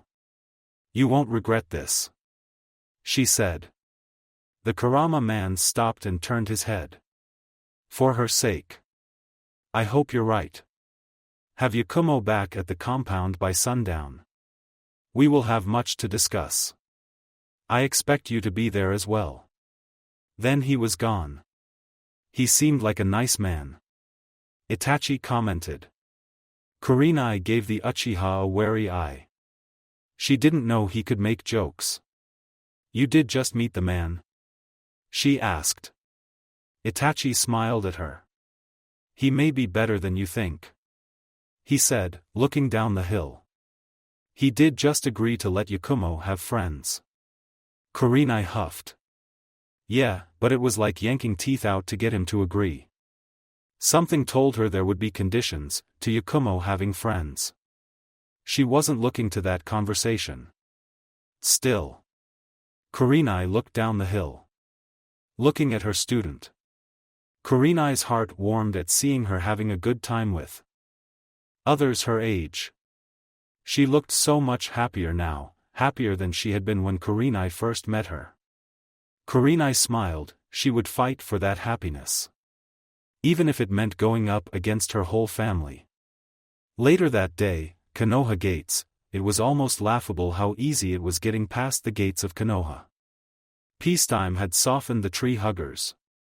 Daichi looked around. So, this was the hidden village that won the 3 great shinobi wars? Defeated his home village, not once, not twice, but 3 times. and produced some of the most powerful and legendary shinobi in all the elemental nations. Figures like Hashirama, Madara, Sarutobi Hiruzen, the Sannin, and Namikaze Minato. Anyone else might have felt like they were walking on hallowed ground. But Daichi was not impressed. He felt that Konoha's reputation was overblown. The fact that he and his followers got in so easily was proof of that. Though he supposed it didn't hurt that they had an inside contact to help them. Speaking of, they were supposed to meet them here. He looked around, looking for anyone that might seem like their contact. Their employer never gave them a description, only that they were a chunin, and they would know them by the coded phrase. "Uncle Iskyu? Is that you?" And there it was. Daichi looked over to see a seemingly nondescript man wearing a chunin vest. The only thing that made him stand out was his white hair. "Yusuke," Daichi said his part of the code. He opened his arms wide. "How long has it been? I haven't seen you since." He acted like he was trailing off. The man returned the hug. It was IT country. When the flowers were in bloom. Daichi smiled, this was their contact. "Meet me at the place marked on this scroll. There I'll give you more details on your mission." Daichi felt something be slipped into his cloak. They broke their embrace. "It was nice seeing you again, uncle. We'll have to meet up again later today. Catch up for old time's sake." The contact said. "Anything for my favorite nephew," Daichi said with a smile. The man rolled his eyes. "You say that to all of us," he said, walking away. "See you later." When he was certain they were alone, Daichi spoke. "Come on, men, we have business to attend to," he said, walking down the streets of Konoha. Konoha might be one of the 5 great hidden villages and regarded as the strongest. But soon, it would suffer humiliation at his hands. Daichi cracked a genuine smile. He was going to enjoy that. After it was only fair, their yellow flash killed all his friends in the war. He pulled out the scroll and unrolled it. There were detailed directions to where they would meet their contact for the second time. But also on it was a picture of their target. A young girl with brown hair and brown eyes. Unknown fire was everywhere. It was behind her. Above her. The flames lapped at her sides. The only place where the fire did not spread was the path in front of her. There were figures in the flames that mocked her as they burned. Witch. Monster. Witch. Monster. You will always be alone.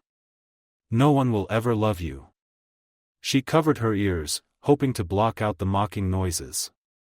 But their voices still reached her ears. Witch. Monster. Witch.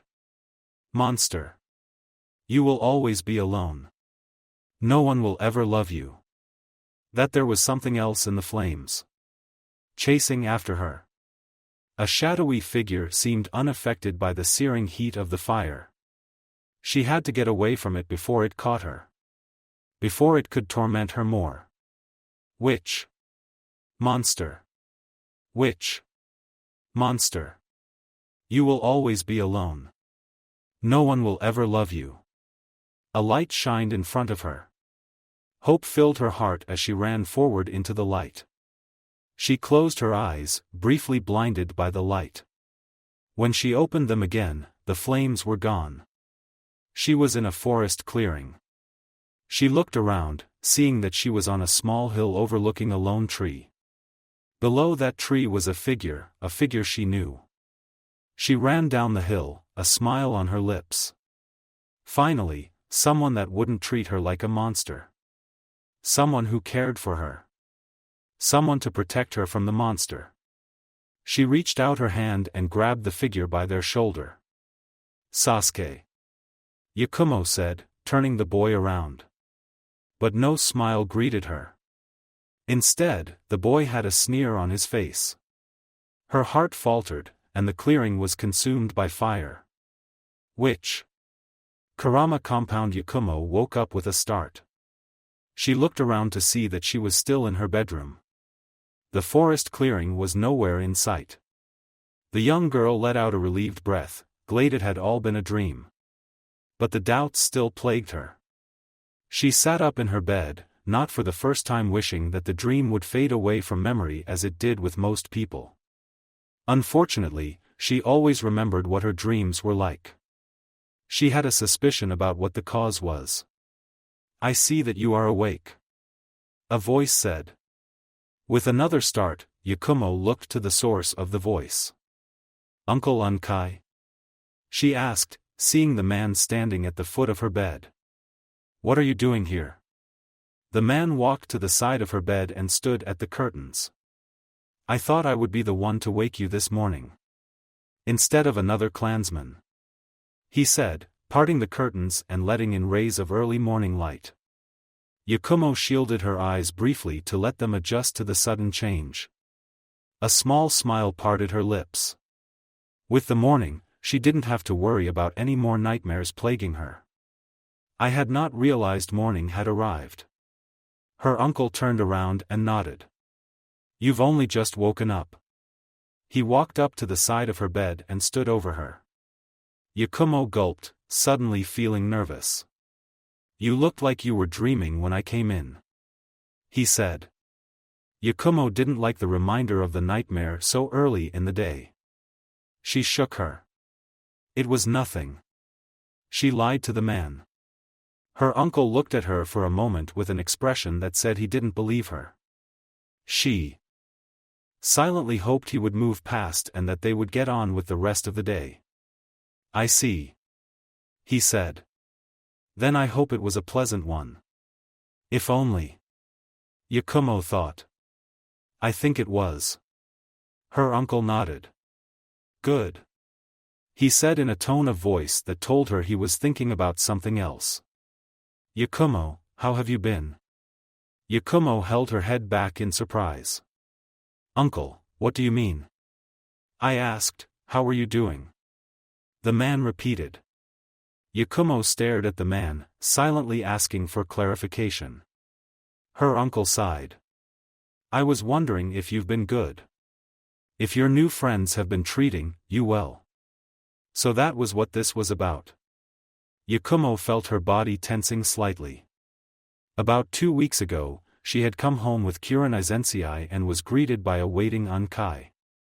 The man flat out said he knew about her secret gatherings with her friends, and they would discuss what would happen next.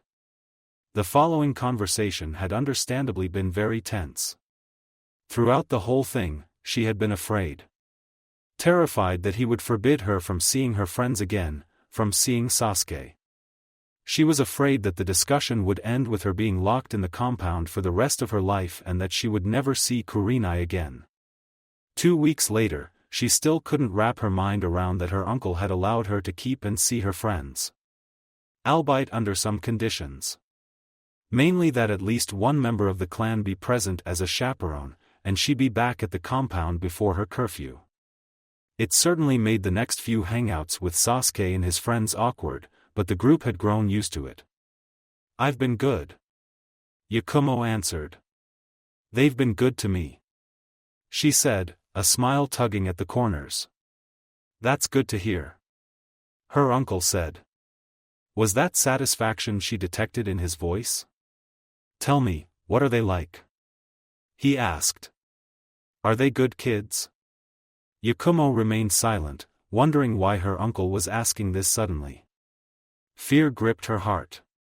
"You're not going to keep me from seeing them, are you?" she asked. Uncle Unkai raised an eyebrow. "No, I won't," he said evenly. "Not unless you or they give me a reason to." Yakumo was partially relieved by the man's statement. She still felt like she was treading thin ice, but at least she didn't have to worry about being plunged into the water for the moment. She remained silent, wondering what she would tell her uncle about her friends.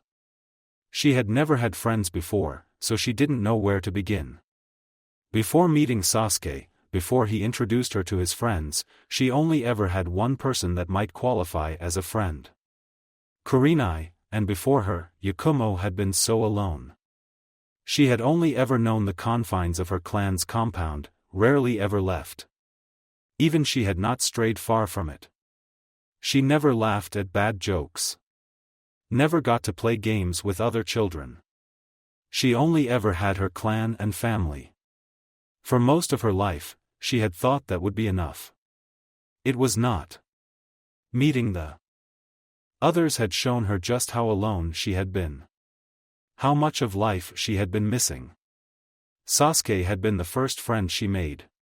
He was so kind, sweet, and seemed to understand her better than anyone else. Naruto was bright and shining, always with a smile on his face, and ready to make others happy, even at his own expense. It was impossible not to be drawn to him. Hinata was perhaps the gentlest soul Yakumo had ever met. Kind and patient to a fault, the Kurama girl quickly found out the girl was a good listener. Those three alone might have been enough for her. A small collection of good friends. But then she met the others. Ino was almost as lively as Naruto but with more of a fiery attitude. There was never a dull offer around her, and she always had a piece of gossip that would intrigue Yakumo about the inner workings of the village. Choji was so kind and sweet that she doubted he could harm a fly. Shikamaru was about as lazy as she expected a Nara to be. But underneath, she could see a sharp intellect and a kind heart. Sakura was almost as quiet as Hinata when she first met her. But once she got to know her, she was nearly as much of a spitfire as Ino was. Kiba almost as wild as some of the animals she encountered in the forest. But had a surprisingly sweet side when he wanted to show it and demonstrated the same loyalty his clan was known for. Shino, she still couldn't get a beat on that quiet boy, but she suspected that he had a kind nature. They were all wonderful people, and Yakumo was happy to have met them and gotten to know them. She felt honored to be among their friend group. They had not been what she had expected. She had been afraid that they would reject her, even fear her as they learned more about her abilities. Instead, they were amazed by her talent with genjutsu and encouraged her to follow her dream of becoming a great kunoichi through that art. They did not fear as she expected, they embraced her. They did not reject her, they came to accept her. What words could she use to describe them? How could she tell her uncle about them without failing? But she had to try. If she didn't, she feared what her uncle would do. They're good people. She began. They've been so kind to me. Every day when I go to see them, I'm afraid that they'll reject me. That they'll find me weird or become afraid of my abilities. They accept me and encourage me to grow. I never knew how nice it was just to talk to someone else, or play games like hiding and seek or tag. And they are all such amazing people. She then went into detail about what she thought of each of her friends. Their personalities, their interest, how they treated her as a person. When she got to Sasuke, she described him as being the most amazing of them all. How he was the first friend she made outside of Kurenai-sensei. How he had opened her world up in ways she had never imagined. By the time she was done, she was almost out of breath, and her throat felt dry. Her uncle had a strange expression on his face, one she had never seen before. It looks almost conflicted. They sound like a good bunch of kids. He commented. Yakumo had a gentle smile on. They are. I'm glad I meet them. I'm glad they accepted me. That's only because you haven't told them about me? A voice said in the back of her mind. They won't be your friends when they find you're really a witch. Yakumo hid her frown well. No. They won't. Her mind said with finality. For once, it was the voice that remained silent. Especially this Uchiha boy.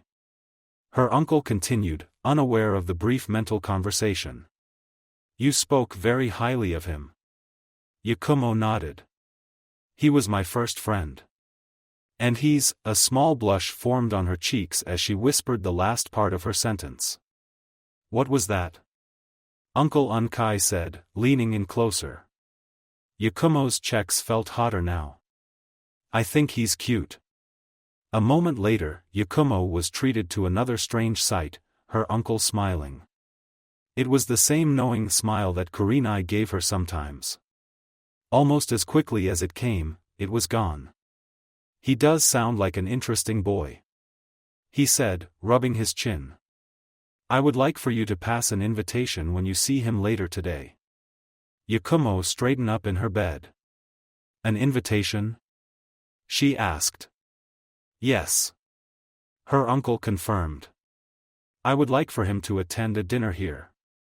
For a moment, Yakumo felt like her heart had stopped. What? She questioned, uncertain she had heard him right. I said I would like for you to invite him over for dinner. I want to meet this boy and get to know him, her uncle clarified. Is there a problem with that? No, Yakumo said quickly. She wanted to say something against it. She knew her uncle had ulterior motives beyond wishing to meet one of her friends. But she also knew this would be an excellent chance to prove to her uncle that having friends wouldn't hamper her training. Plus, it would be nice to have Sasuke over at her home. Trying to and failing to hide her blush, Yakumo spoke. When should he come over? Her uncle thought about it for a moment. Tomorrow night. He answered. That way, he will have time to prepare. It also gave us the chance to make the necessary arrangements. Yakumo nodded. That sounded reasonable to her. All right, I'll tell him when I meet him later, she said. Her uncle stood up. Then it is decided. I look forward to meeting your friend. He stepped away. Perhaps this will even be a chance to strengthen relations with the Uchiha clan. I will see you at breakfast. Then he left the room. Yakumo shot out of her bed and ran to her closet, with her heart racing. She had some preparations to make. Now, where did she put her nice kimono? Uchiha compound. Sasuke gave himself one last look in the mirror. He checked to make sure his hair was combed properly. It still irked him that a part of his apparent duck tail refused to be flattened over. He then looked over the yukata he wore, making sure it was fastened properly around him. It was mostly black with gray lines that went down the body and a gray sash wrapped around the waist. On the back and the sleeves, the Uchiha crest could be seen. He smiled, satisfied that everything appeared to be in place. Now, if only he could stop his heart from racing. He took a breath, reminding himself to stay calm. It wasn't like this was a huge event for him. He was just visiting a friend's home, even having dinner with them and their family. He had done it before with Naruto and Hinata several times. A few times with the others as well. So, having dinner at Yakumo's home shouldn't be any different, right? He looked himself in the mirror one more time. A small chuckle broke him out of his routine. Little brother, if you continue to look into the mirror, people will start talking. Sasuke turned around to see that Itachi was standing in the door frame of his room. Mother was behind him, giving her youngest a proud smile. Oh, my precious little duck. You look so handsome in that yukata. She gushed. All the girls in the village are just going to fall hands over heels for you. Itachi smiled. Last I check, that has already happened. Or have you forgotten about all the daily letters we get? Mother laughed. I suppose that is true. She looked at a red-faced Sasuke. But that Yakumo girl is certainly in for a treat tonight. Sasuke suppresses a low moan. Can you two stop embarrassing me? He said, looking back into the mirror. He heard his brother chuckle. No, he answered flatly. It is a part of what family does. Sasuke rolled his eyes. I think I can do without that part, he said, but a small smile tugged at the corners of his face. He saw his mother walk up to him and wrap her arms around him. Both figures look into their reflection. "But you do look very handsome tonight, Sasuke," she said. "That girl will think you're the most handsome boy in the village." Despite that, his mother was smiling, a tear rolled down her cheek. "It feels like I was holding you in my arms just yesterday. Now I turn around, and you're going to girls' houses." She whipped away the tears. "You've grown so much and so fast." Sasuke kept himself from rolling his eyes. "I've been to other girls' homes before," he said. "Hinata, Ino, and even Sakura's once." His mother pursed her lips together. "I suppose that is true," she admitted. "But I feel this one will be different." Sasuke looked up at his mother. "What do you mean?" he asked. The Uchiha matriarch chuckled. "You'll understand when you're older," she said. She turned her son around and looked him over. Straightening his yukata out in places Sasuke had missed and tightening the sash around his waist. With a satisfied smile, she nodded. "You'll have to tell me all about it when I get back." "You're leaving?" Sasuke asked. "I am," his mother confirmed. "I've given a mission. In fact, it's the first rank mission since I rejoined the Shinobi Corporation. So, I'll be gone for several weeks." "Are you sure you're ready for that?" Itachi asked. "It's only been a year since you rejoined the Shinobi ranks."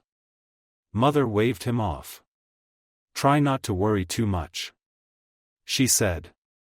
"I was known as the Red Death before I had you, boys." She looked back at her youngest. "But enough talk about me. This is your day, Sasuke, and I hope it will be good for you," she said, planting a kiss on Sasuke's forehead. "Mom," Sasuke said, red-faced and whipping the mark away. "Stop embarrassing me." His mother chuckled. "No can do. It's a mother's job," she said, standing up and walking away from him. "You have a good Sasuke, and I'll see you when I get back." Then she left the room. Sasuke let out a sigh. "Why must that woman insist on treating me like a child? I'm almost 12, and she still embarrasses me." His brother chuckled. "Try not to take it too hard. She used to do the same with me," he said, looking at the doorframe where their mother exited through. "Though maybe not as frequently or with as much enthusiasm. I think that might be because she knows that she doesn't have much time left before you're grown up." And, a frown formed on Itachi's face. "And because you're the last child she'll ever have." Sasuke looked at his older brother, shocked by his statement. "What do you mean?" Itachi looked down at him, giving the younger Uchiha sibling a grim look. "You remember the night that Yashiro's men attacked? How one of them stabbed Mother through the stomach?" Sasuke shuddered and nodded. How could he ever forget that night? That same injury ruptured her uterus. Not even Tsunade-sama could repair the damage. As such, Mother can no longer have children. "I never knew," Sasuke said quietly. Itachi nodded. "I think Mother didn't want to worry you." Sasuke remained silent for a while as the implications settled into his mind. He had never thought about the possibility that his mother wanted to have another child. That he could become an older brother. Now that the possibility was gone, he felt sad. "I wouldn't mind it having a little brother," Sasuke said, then a small smile spread across his face. "Or even a little sister." Itachi returned the smile. "You would have been a good older brother, Sasuke." Then he held his hand out. "Come now, as Mother said, this is your day. It is best not to dwell on what could have been. Instead, we should look to what can be." Sasuke silently nodded. "I guess," he said. What Itachi told him still lingered on in his mind for a moment. "Let's go." He took Itachi's hand, and both brothers walked out of his room. Within moments they were at the front entrance of their home. They were about to walk out when a familiar voice stopped them. Leaving so soon? Both Uchiha siblings turned to face their father. The man was giving them a kind smile. He then looked directly at his youngest. My son already going out to see a girl. Where has the time gone? He walked up and knelt before Sasuke. Father. Sasuke said curtly, keeping closely to Itachi. Why couldn't they leave the compound in peace? His father's smile faltered for a moment but quickly regained its confidence. Sasuke, please. I know we're not on the best of terms right now. But please permit me this one moment. Let me be a father. Sasuke wanted to deny him that chance. He wanted to open his mouth and say that he had been no father to him for most of his life. Then he remembered his conversation with Yakumo, how she lost her parents. How she lost any chance to reconcile with them. He kept his mouth shut and pushed his thoughts to the back of his mind. He nodded slowly. Father reached out his hand. For a moment, Sasuke flinched but quickly got control of himself, allowing his father to place his hand on his shoulder. The man looked over his son and used his other hand to straighten out his yukata, or stray strand of hair. You look very handsome, Sasuke. I'm sure that you'll have that girl blushing all night.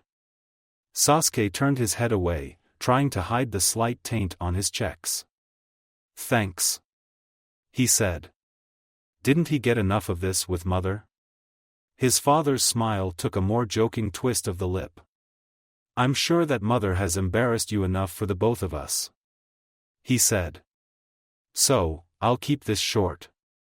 He nodded to a clansman that Sasuke hadn't noticed standing close by. The man nodded and walked to Sasuke's father. He handed him something and was quickly dismissed. When visiting another clan's compound for the first time, it is traditional that a gift is offered. He handed Sasuke a small rectangle box wrapped in a red ribbon. The Uchiha crest was visible on the top of the gray box. What is it? He asked, curious about the contents. Just a little something from the vaults. His father said. I know we may be jumping the kunai here.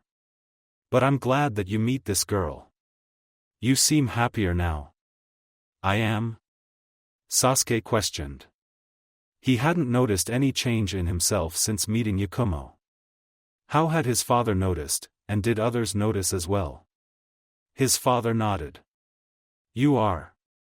You're not quite the ray of sunshine that your blonde friend is. Sasuke rolled his eyes at the jab.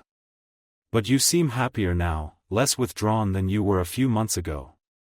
You're more like what you used to be before. His father trailed off. Before the incident. Sasuke gave a curt nod knowing what his father was referring to. For a moment, he saw his father's face darken with grief and regret. Then he shook his head, seemingly throwing his thoughts off. Regardless of how your friendship turns out with this girl. She has mine and your mother's, thanks. Can you tell her that when you see her? Father asked. I'll think about it. Sasuke said. He was uncertain if Yakumo really had that kind of effect on him. Good. His father said with a nod. Then his smile got mischievous, and Sasuke felt a bead of sweat roll down his neck. Though come to think of it, I wouldn't mind having another addition to the family someday. He said. Sasuke was fairly certain that his face resembled his favorite food right now. Father. Sasuke sputtered out. We're just friends. His father chuckled. Of course, you are. He said, standing up and looking at Itachi. Speaking of. When are you going to get around to proposing to Izumi? Sasuke was treated to the rare sight of seeing his older brother blushing. You've been with her for a long time. Don't you think it's time you settled down with her? Maybe even start a family? I know that mother is dying to have grandkids to spoil. I do not think I am ready for that just yet. Itachi said. Plus, Aren't I a little young to be thinking about starting a family? Father shook his head. You forget, we are shinobi. Our lives are often too short. I wasn't much older than you were now when your mother and I had you. Itachi nodded. I understand that, he said. But it is for that reason I want to take things slowly with Izumi. I want to have some semblance of normalcy in my life. Please understand, Father. Father held his hand up to stop Itachi. I understand, my son. Don't feel like you have to get into a rush on your parents' account. Take all the time you want, Izumi. Enjoy every moment with her. And when the day does come, I will be the happiest father in the world. He looked over at Sasuke. The same thing goes for you, Sasuke. Now then, I believe I've held you up long enough. It would not reflect well on the clan if you were late for this special occasion. I hope you have a good night, Sasuke. He turned around. If things do turn out well, your mother and I would not mind if you invited this Yakumo over to the compound. We both would love to meet this girl. I'll think about it, Sasuke said. And thank you. He didn't need to see his father's face to see the smile. You have a good night, Sasuke. Then he walked away. Without another word, the brothers walked out of their home. Walking down the streets, they were occasionally greeted by a wondering clansman before they got to the gates and left the compound. Sasuke didn't know how long they walked the streets of Konoha, minutes. Hours? He couldn't be sure. What he was sure of was the growing pit he felt in his stomach. Was it too early to be visiting a friend's house like this? Especially a girl's? When had he started to visit the Hyuga compound to see Naruto and Hinata? Was he dressed properly for this? Would Yakumo's clan like him? Would her uncle? Wait. He looked around, seeing they were walking around an unfamiliar part of Konoha. Were they even going in the right direction? Yakumo had given him the directions to her clan's compound. But if he misheard her or didn't remember it, right? What would Yakumo think if she were left waiting for him all night because he didn't remember where she lived? Sasuke shook his head. No, he shouldn't be thinking like he knew where Yakumo lived and how to get there. Besides, Sasuke looked at his older brother. Even if he somehow forgot, he was sure that Itachi knew and would have said something if they were going in the wrong direction. Just calm down, Sasuke. The young Uchiha thought to himself. You're just visiting another friend's house. It's not different from hanging out with Naruto and Hinata at their place. Or even the others. He told himself. So why then did he feel like he was walking on molten rock? Itachi seemed to notice his younger brother's nervous that matter. Sasuke was pretty sure that people over at Suna noticed. Nervous little brother? He asked. Sasuke opened his mouth to say no. But then shut it. He knew he could never hide anything from his brother. He nodded. I am. He answered. Itachi gave him a soft smile. Understandable. He said. I was nervous too when I first visited Izumi's home. Kami above, I was scared out of my wits. That surprised Sasuke. He had never known his brother to be afraid of anything. You were afraid? He inquired further. Of course, I was. Itachi said with a chuckle. I wasn't just visiting Izumi's home for the first time. I was going to meet her family. With how scared I was, I think I would have rather faced Madara, Orochimaru, and the Kyuubi all at the same time. Better odds of survival that way. It didn't help that as soon as I walked in, the first thing I saw was Izumi's father sharpening his katana. That was the first time Sasuke ever saw his brother shiver. Then a warm smile crossed his face. But I quickly learned that my fears were unfounded, mostly. I had a good time that day, and her family liked me. Now I try to visit her home whenever I can. Her parents even keep a seat out for me. Itachi chuckled. though her father still keeps his katana out whenever I visit. His own way of reminding me what would happen should I ever break her heart. Sasuke winced in sympathy. No matter how much he loved his older brother, there was no way he was going to help Itachi out of that highly unlikely scenario. My point is, Itachi continued with his story. It is okay to be nervous. But you shouldn't let it drive you. You're going to have a good time, and her family is going to love you. Try to treat this no different from your visits to your other friends' homes. As strange as it sounded, that did make Sasuke feel a little better. Not much, but the younger Uchiha was a little less nervous now. Thanks, Itachi, he said after a moment. I needed that. Think nothing of it, Sasuke. Itachi responded. You're my little brother. I'm supposed to help you in times like this. Then a devious smile formed on his lips, and Sasuke had to suppress a shudder. Although, depending on how well this night goes. As father said, we may one day have another addition to our family. Once more, Sasuke was sure his head could have been mistaken for his favorite food. Itachi. Sasuke whined. Itachi was now openly laughing. I'm sorry. Father and mother got their chance, and I couldn't pass up mine, he said between breaths. In a few moments, he got a hold of himself. But in all seriousness, I hope your night goes well. Itachi looked ahead. Looks like we arrived. Briefly confused, Sasuke looked over in the same direction and felt his nervousness return tenfold. The left-winged crest of the Kurama clan was unmistakable to Sasuke now that he had known Yakumo for so long. The Kurama compound wasn't anything grand like the Uchiha and Hyuga clans had. It was a bit more in line with the other clan compounds Sasuke had seen. Like the Nara or the Inuzuka, in terms of size and scale.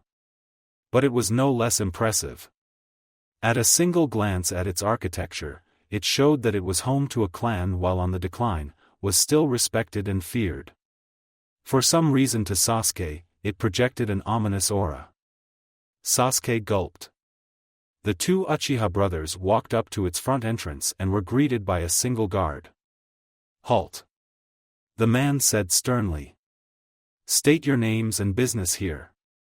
Otherwise, leave now. Sasuke nervously nodded. I'm Uchiha Sasuke, he said. And this is my brother Uchiha Itachi. I was invited here. He tried to explain, feeling his throat go dry. To have dinner with Yaku Kurama Yakumo and her family. He saw a flash of emotion in the guard's eyes for a moment. Something Sasuke couldn't quite understand. It almost looked like fear. The man quickly composed himself. Do you have an invitation? He asked. An invitation? Sasuke questioned. Oh, right. He said, realizing what the man meant. He searched around in his yukata, looking for the letter Yakumo had given him. Where did he put that thing? He couldn't have forgotten to grab it. Did he? Sasuke felt his cheeks heat up in embarrassment as he continued to look. A slight cough got his attention. He looked at Itachi. He was holding out the letter. Sasuke sent a silent thank to his brother, getting a knowing wink from him. Sasuke looked back at the guard and handed him the letter. Everything appears to check out. The guard said after his eyes finished scanning over the invitation. He handed the letter back to Sasuke. I bid you welcome to Kurama compound, and I apologize for the earlier rudeness. Before Sasuke could respond, his brother waved the man off. No need to apologize. You were just doing your job. Then he looked at Sasuke. This is where I leave you. I hope you will have a good night. You're not coming in with me? Sasuke asked.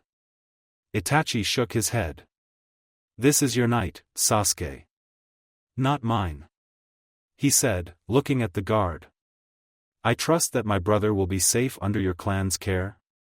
The guard almost looked incredulous at Itachi's question. Of course, Uchiha-sama. He said. Your brother will be treated as an honored guest while at our compound. Itachi nodded, seemingly satisfied by the answer. Then I leave him in your care, Kurama-san. He looked at Sasuke, giving the younger brother a fond smile. Good night, Sasuke. I'll pick you up. When 2 hours. Sasuke nodded and returned the goodbye. When his brother was gone, he turned around to face the guard. You may enter whenever you want. The man said. Sasuke nodded. He took a deep breath to quell the growing pit of nervousness growing in his stomach. He could do this. He was just visiting a friend's house. He stepped past the gates, entering a large garden with a path that led to a large building, the main compound. Walking up to the front entrance, he saw a woman waiting for him. Another guard, perhaps? He got his answer when the woman bowed to him. Uchiha-sama, we are honored that you accept our invitation. She said, rising up. Unkai-sama and Yakumo-sama are both waiting for you inside. Shall I escort you in? Sasuke nodded. Yes. He said. The woman nodded and opened the door as Sasuke stepped up to the entrance. He walked in and heard the door slide shut behind him. The woman stepped in front of him. Come, I'll show you to the dining room where the others are waiting. She said. Sasuke followed after her. It didn't take them long to arrive at the dining room, though it felt like hours to Sasuke. I'll inform Unkai-sama that you have arrived. Would you mind waiting here for a moment? His escort asked. Sasuke nodded. He felt like he needed a moment to compose himself. The woman entered the dining hall, leaving Sasuke alone for a moment. Sasuke took a deep breath, several deep breaths. All right, Sasuke, just calm down. You're just having dinner at a friend's house. Sasuke told himself. A friend who just so happens to be a pretty girl. Like Hinata or even Ino. Yeah, it's like visiting their homes. Just try not to embarrass yourself here. With that last bit of mental suggestion, Sasuke was invited into the dining hall. Quickly mapping a route of escape just in case, Sasuke walked in. May I introduce our guest? Uchiha Sasuke. His escort said. Sasuke quickly bowed and recited the lines he had been told to say. Greetings, I am Uchiha Sasuke. I am honored that you invited me here for dinner. I hope this will be the beginning of a fruitful relationship between the Uchiha clan and the Kurama clan. You may rise, Uchiha-sama. He heard a man's voice. Sasuke did as the man said.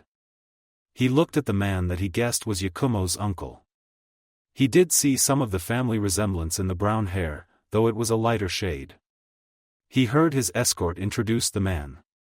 This is Kurama Unkai, the current head of the Kurama clan and uncle to the girl next to him. You may already know her as Kurama Yakumo. Sasuke turned his head slightly to look at his most recent friend. He felt the breath leave his mouth. Beautiful. That was the only word that he could use to describe what he was seeing now. He always knew that Yakumo was a very pretty girl, but what he was seeing was something completely different. Yakumo was dressed in a red kimono with white flower designs. Wrapped around her waist was a similarly red sash. Her hair was braided into a single long ponytail that draped over her shoulder. Sasuke blinked. Was Yakumo wearing makeup? Because he had never seen the girl glow so much. His mind was a complete blank as he took in the sight.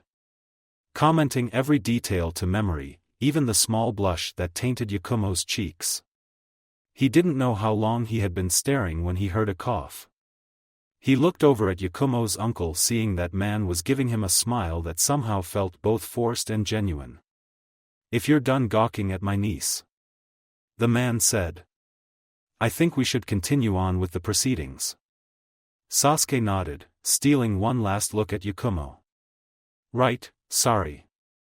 He said. I'm honored that you invited me over for dinner. Unkai nodded. And we are honored that you accepted. The man responded. And it is my pleasure to have finally met you. My niece tells me a lot about you.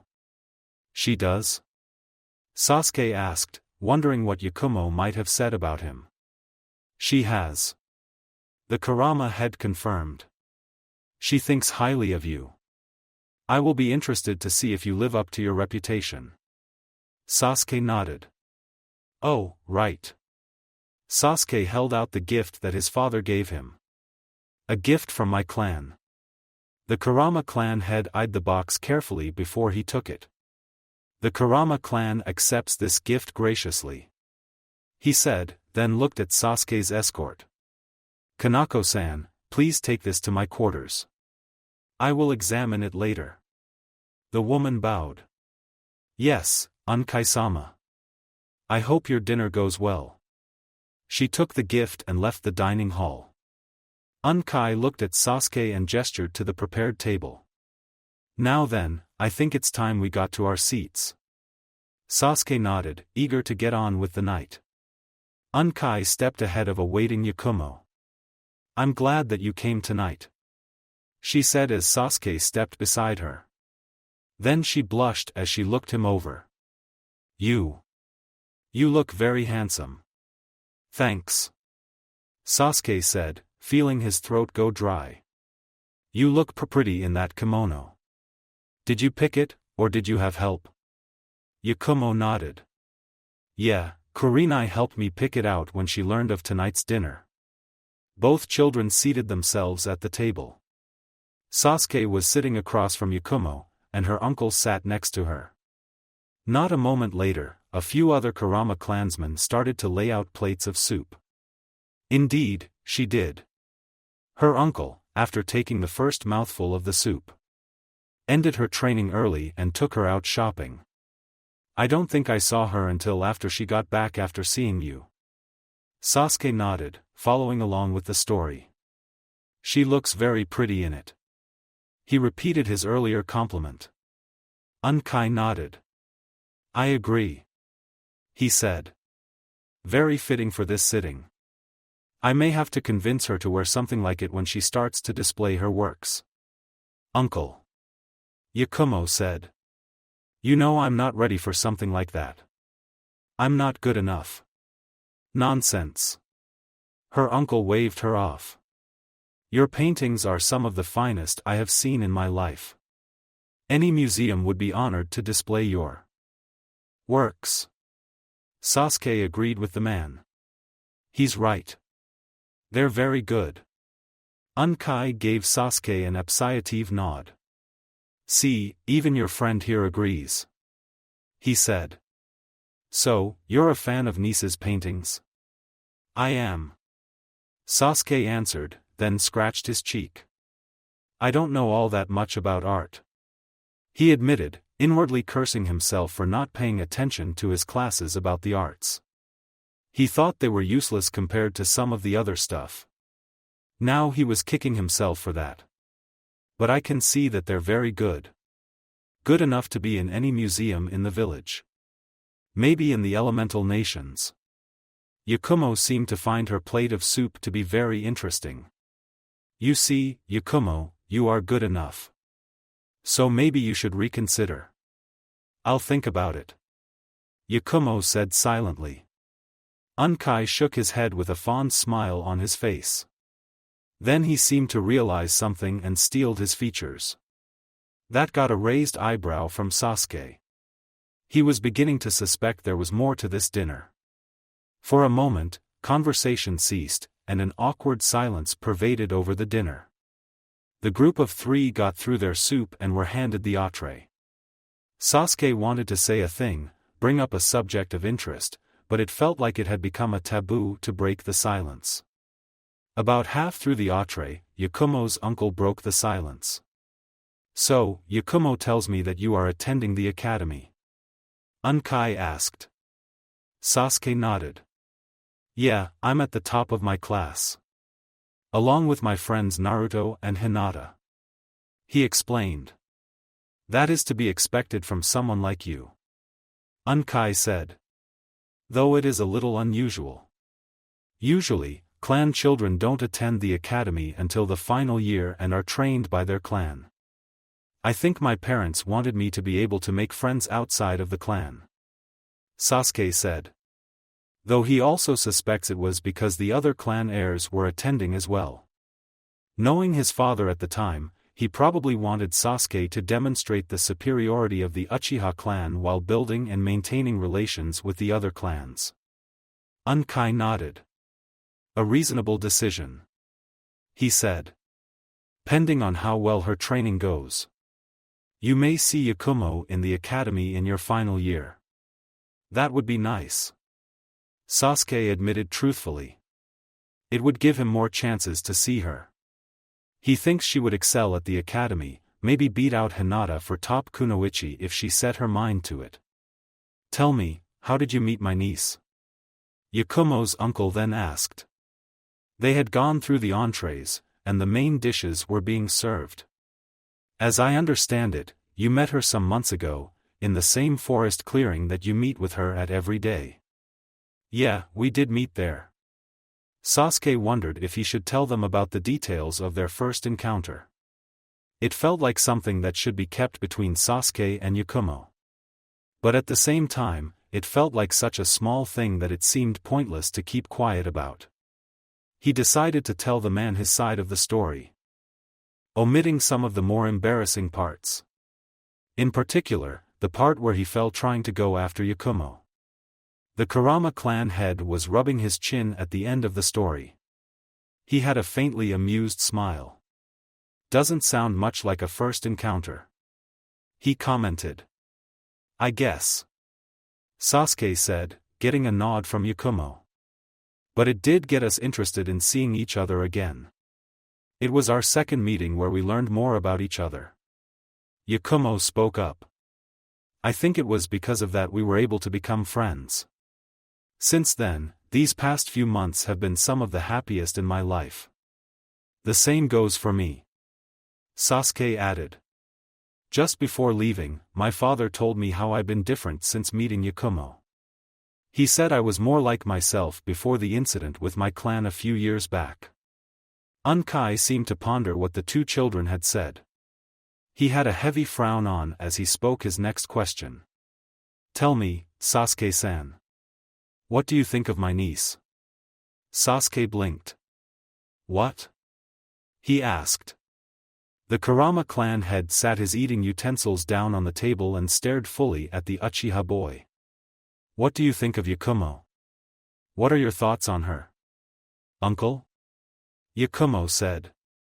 Sasuke sensed the underlying current of fear in her voice. Stay out of this, Yakumo.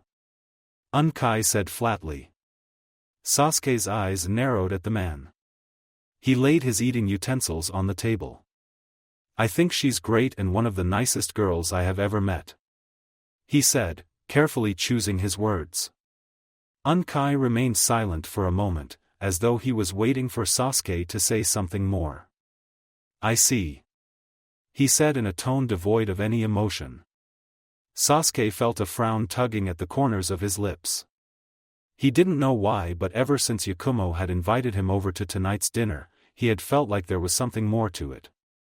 He had the feeling that Yakumo's uncle had ulterior motives for inviting him over. Sitting here now, sitting in front of this man.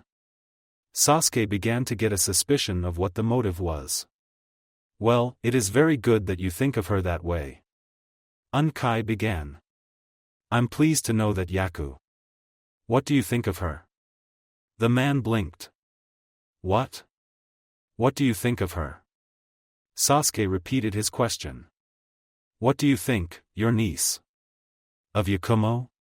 What do you really know of her? She's my niece. Unkai said. Of course, I know her. Sasuke chuckled. Do you?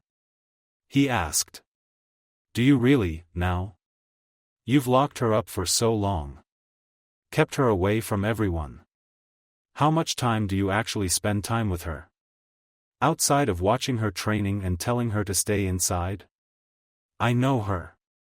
The man said, confidence in his voice. But his eyes betrayed him. As an Uchiha, Sasuke could see the hesitation in his eyes. I don't think you do. Sasuke said firmly. You don't know what an amazing girl she is. How wonderful of a person she is. She is the nicest and most beautiful girl I have ever met. And this was coming from someone who had met Hyuga Hinata. And smart too. She knows lots of things that I don't. Like botany and how animals work. She even knows about the human antimony. For once, the man's eyes widen in surprise. You know botany? He asked his niece. You know antimony? Yakumo started to play with her hair. She stammered out with a slight blush. It helps with my paintings and sketches. Knowing how the body works and how it moves. Sasuke smiled, glad Yakumo had given him something else to talk about. And her paintings. He said, almost at a loss for words. They are some of the most amazing things I have ever seen. They're beautiful. You've seen them, haven't you? Yes, I have. The man said. She's very good at it. There it was.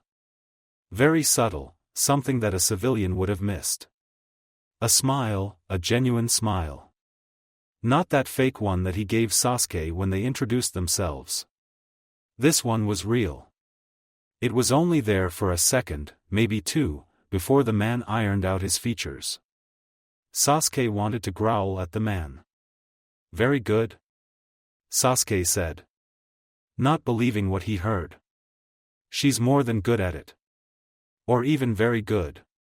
She's amazing at it. The way she draws out the lines. How she painstakingly shades each and every color.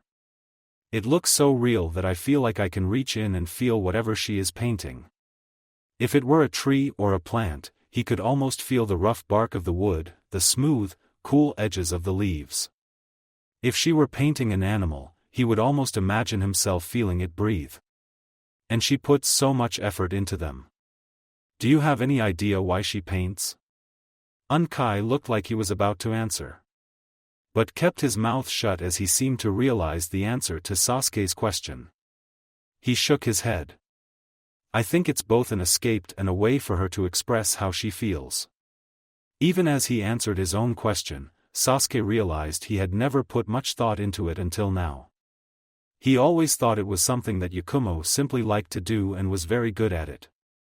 Now though, he realized it was something more than doing something she liked. It's an escape from the loneliness that you imposed on her. Her paintings are an expression of the isolation she has to endure for years now. It's no wonder she feels so happy to be around me and my friends. If I had lived a life like that, I would be so happy to have someone to talk to. Someone who cared about me and would never leave me alone. Yakumo is the most amazing girl I have ever met, and you. Sasuke pointed an accusatory finger at the man. And you have kept her locked up here for most of her life. Away from anyone who would appreciate what a kind and sweet girl she is, and for what? Fear? Jealously? He lowered his finger and looked over at Yakumo. The girl looked shocked and appeared to be on the verge of tears. He then looked back at her uncle. I don't care what reasons you had for inviting me here.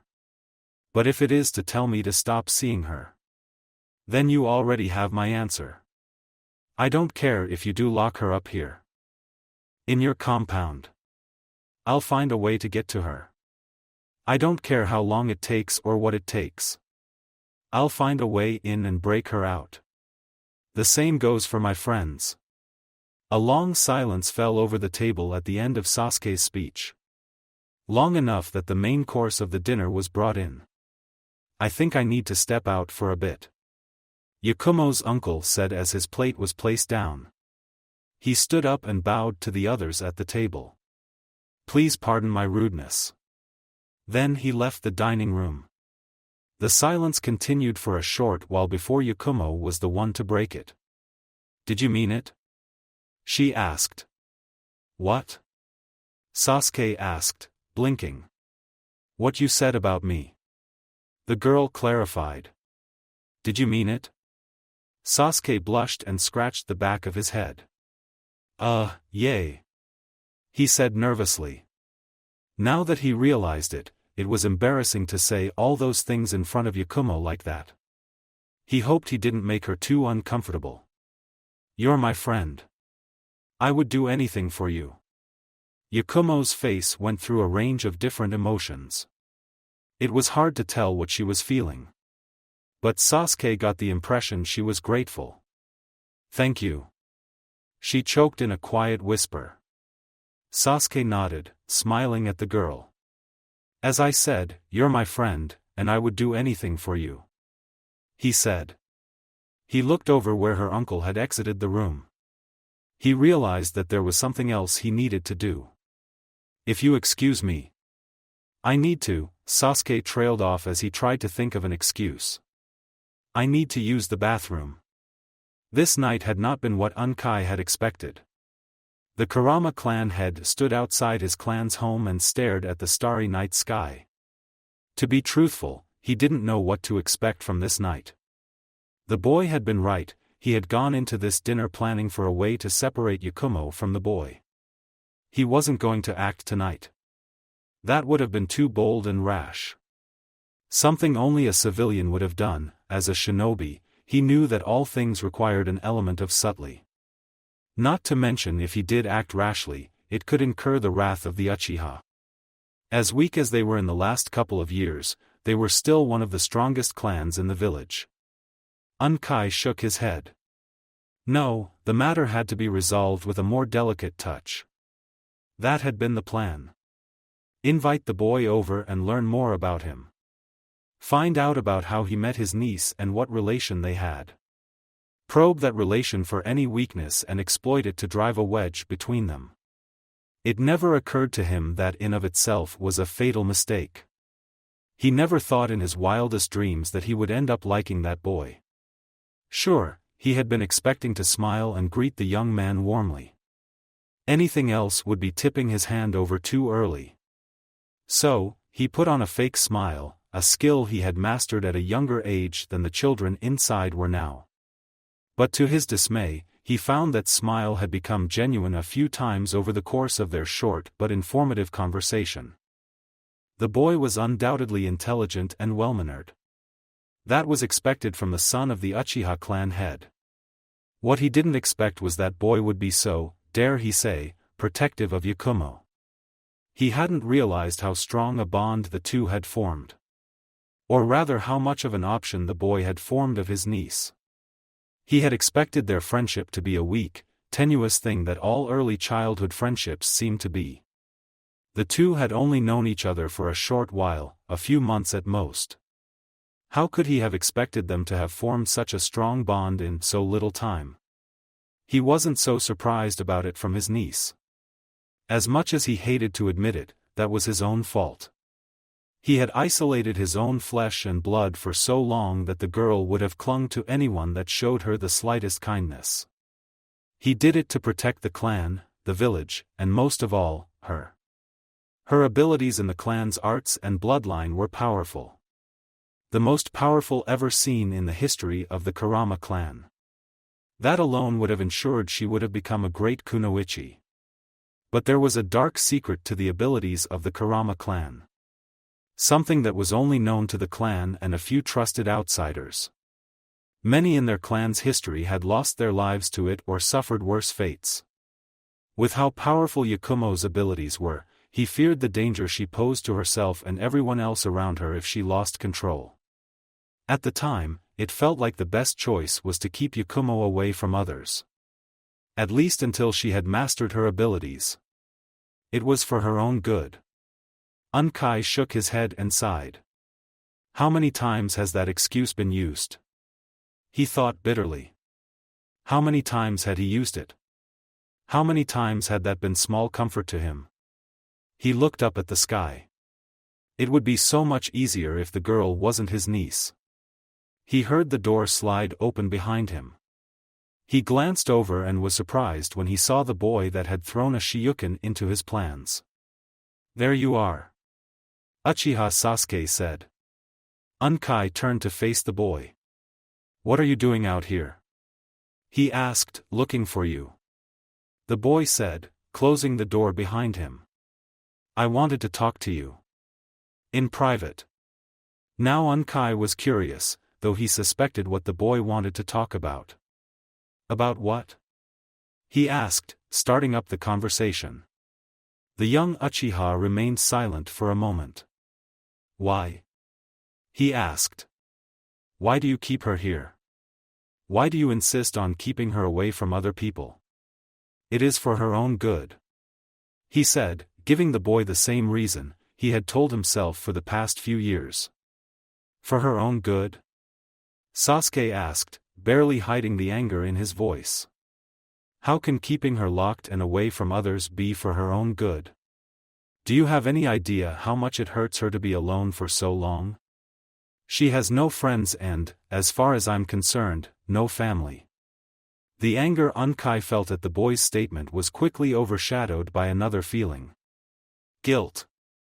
The boy's statement wasn't inaccurate. Yakumo had a clan, but at that moment, it would hardly qualify as a family with how they were treating her. "What do you know of her life?" he said in denial.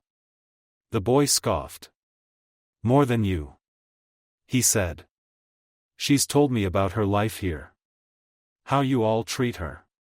No matter how much she tells me that you treat her well or care about her. I can read between the lines. Whenever she talks about her life here, I get this feeling." He paused. "Do you know who Uzumaki Naruto is? The Jinchuriki boy? What could that boy have to do with anything here?" "Yes, I believe he was an orphan boy taken in by the Hyuga. Something about saving the heiress and awakening a new Genkai Kekkei," he answered. "That's more or less the story," Sasuke responded. "He's a friend of mine. He's a dope, but he's helped me through some stuff over the years.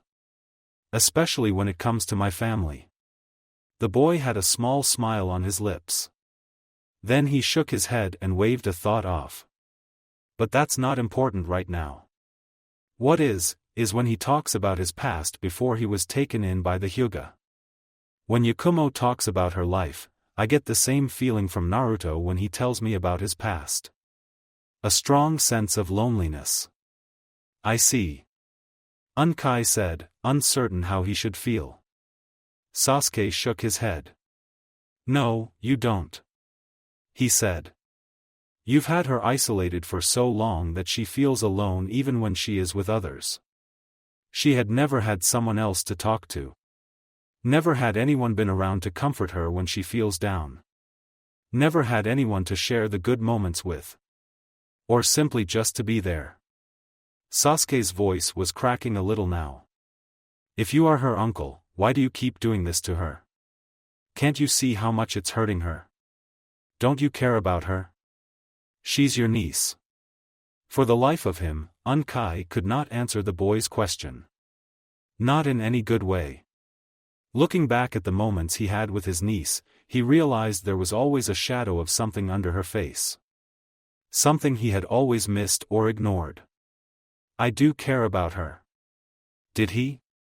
He saw the boy ball his hands into fists. "Then why? Tell me, why must she be kept away from others? What reason could justify isolating her from the rest of the village? Keep her from having friends and having a good life? Tell me."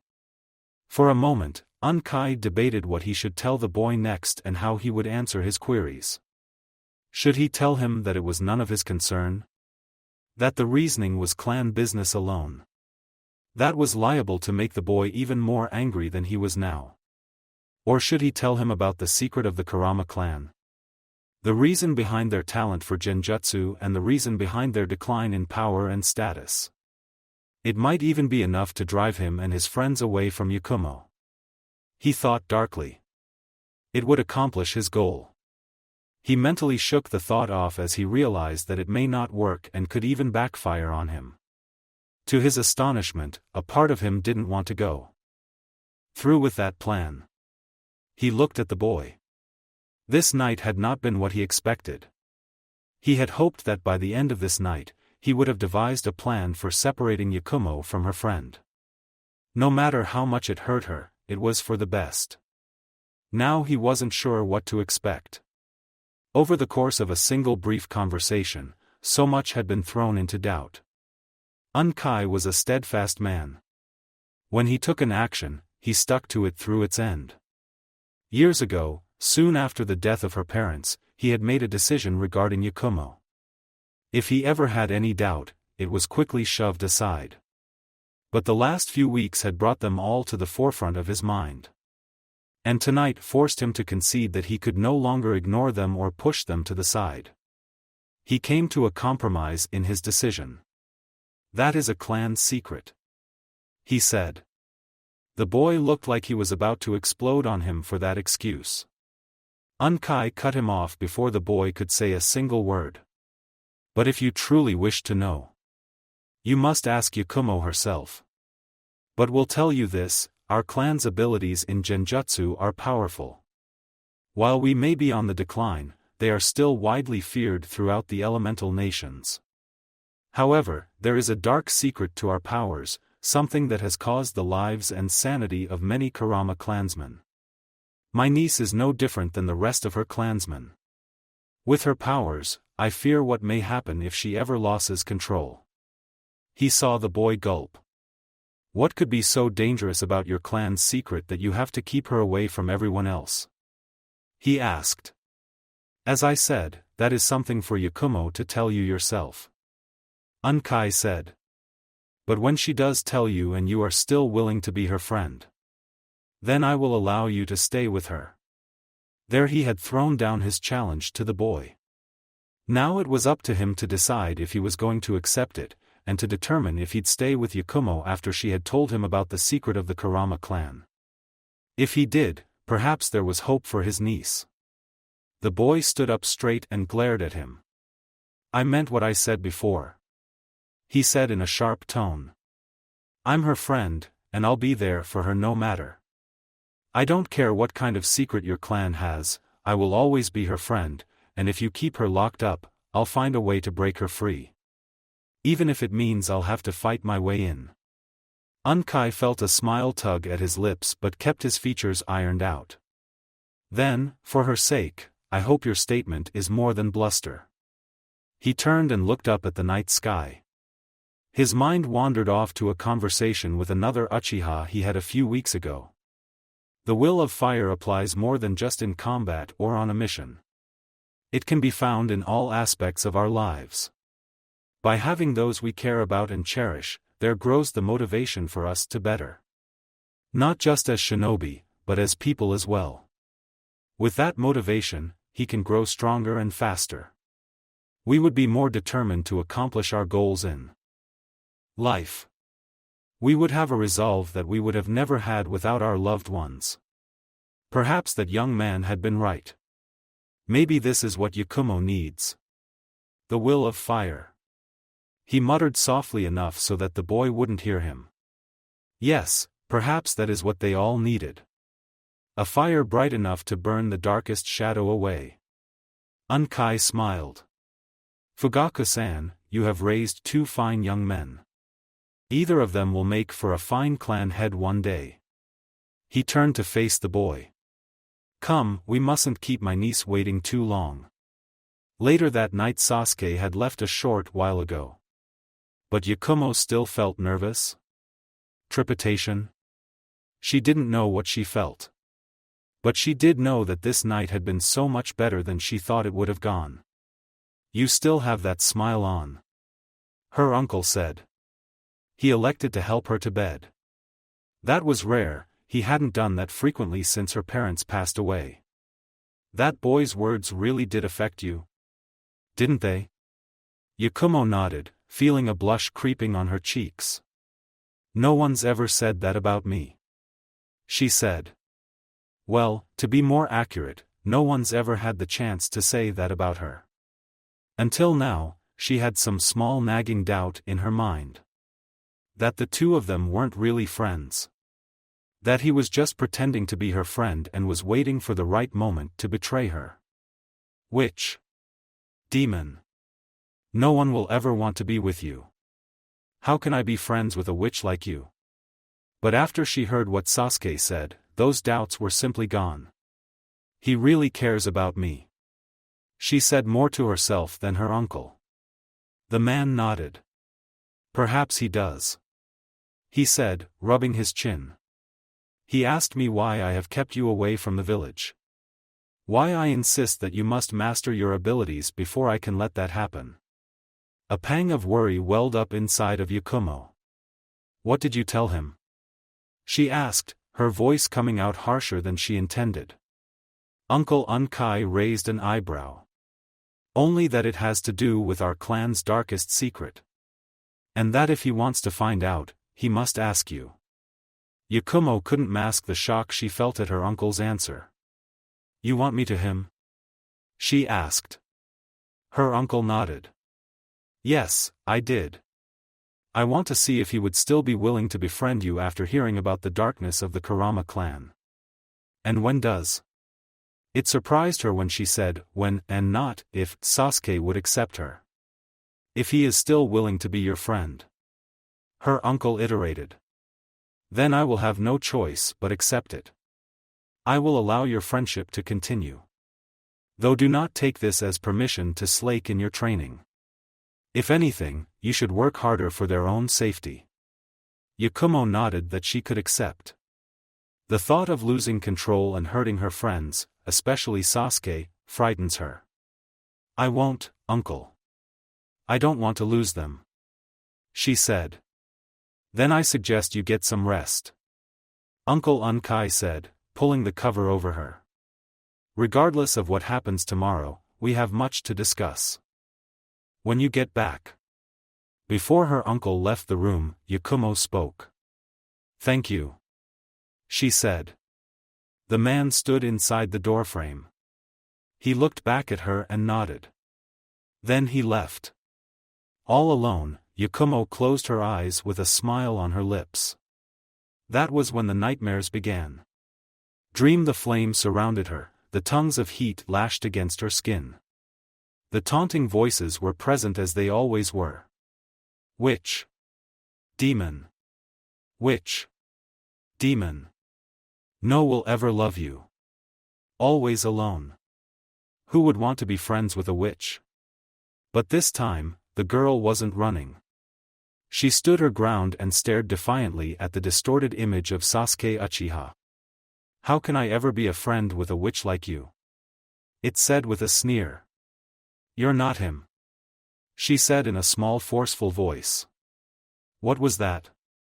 The image said. Witch. The frown on Yakumo's face deepened. I said. She began taking a step forward. You're not Sasuke. He would never say such things. The Sasuke thing frowned and gritted its teeth. But I am. It said. I am what he truly thinks of you. Yakumo's hands balled into fists. No, you're not. You're just showing me my fears and doubts. Fears and doubts I no longer have. Sasuke is my friend, and he would never do anything to hurt me. She said. Nor would any of his friends. She added. The Sasuke thing glared hatefully at her for several seconds. Then its sneer twisted into a smile. My. It began to say as a shadow emerged from its back. You really do care about this boy. The shadow said as it fully emerged from the back of the Sasuke thing. It let out a deep laugh that seemed to resonate through the air. And even convinced yourself that he cares about you. It placed a clawed hand under Sasuke's chin. She does. The Sasuke thing chirped happily. And as she said, I'm her friend. It shot her a bright and warm smile. But it came off as hollow to Yakumo.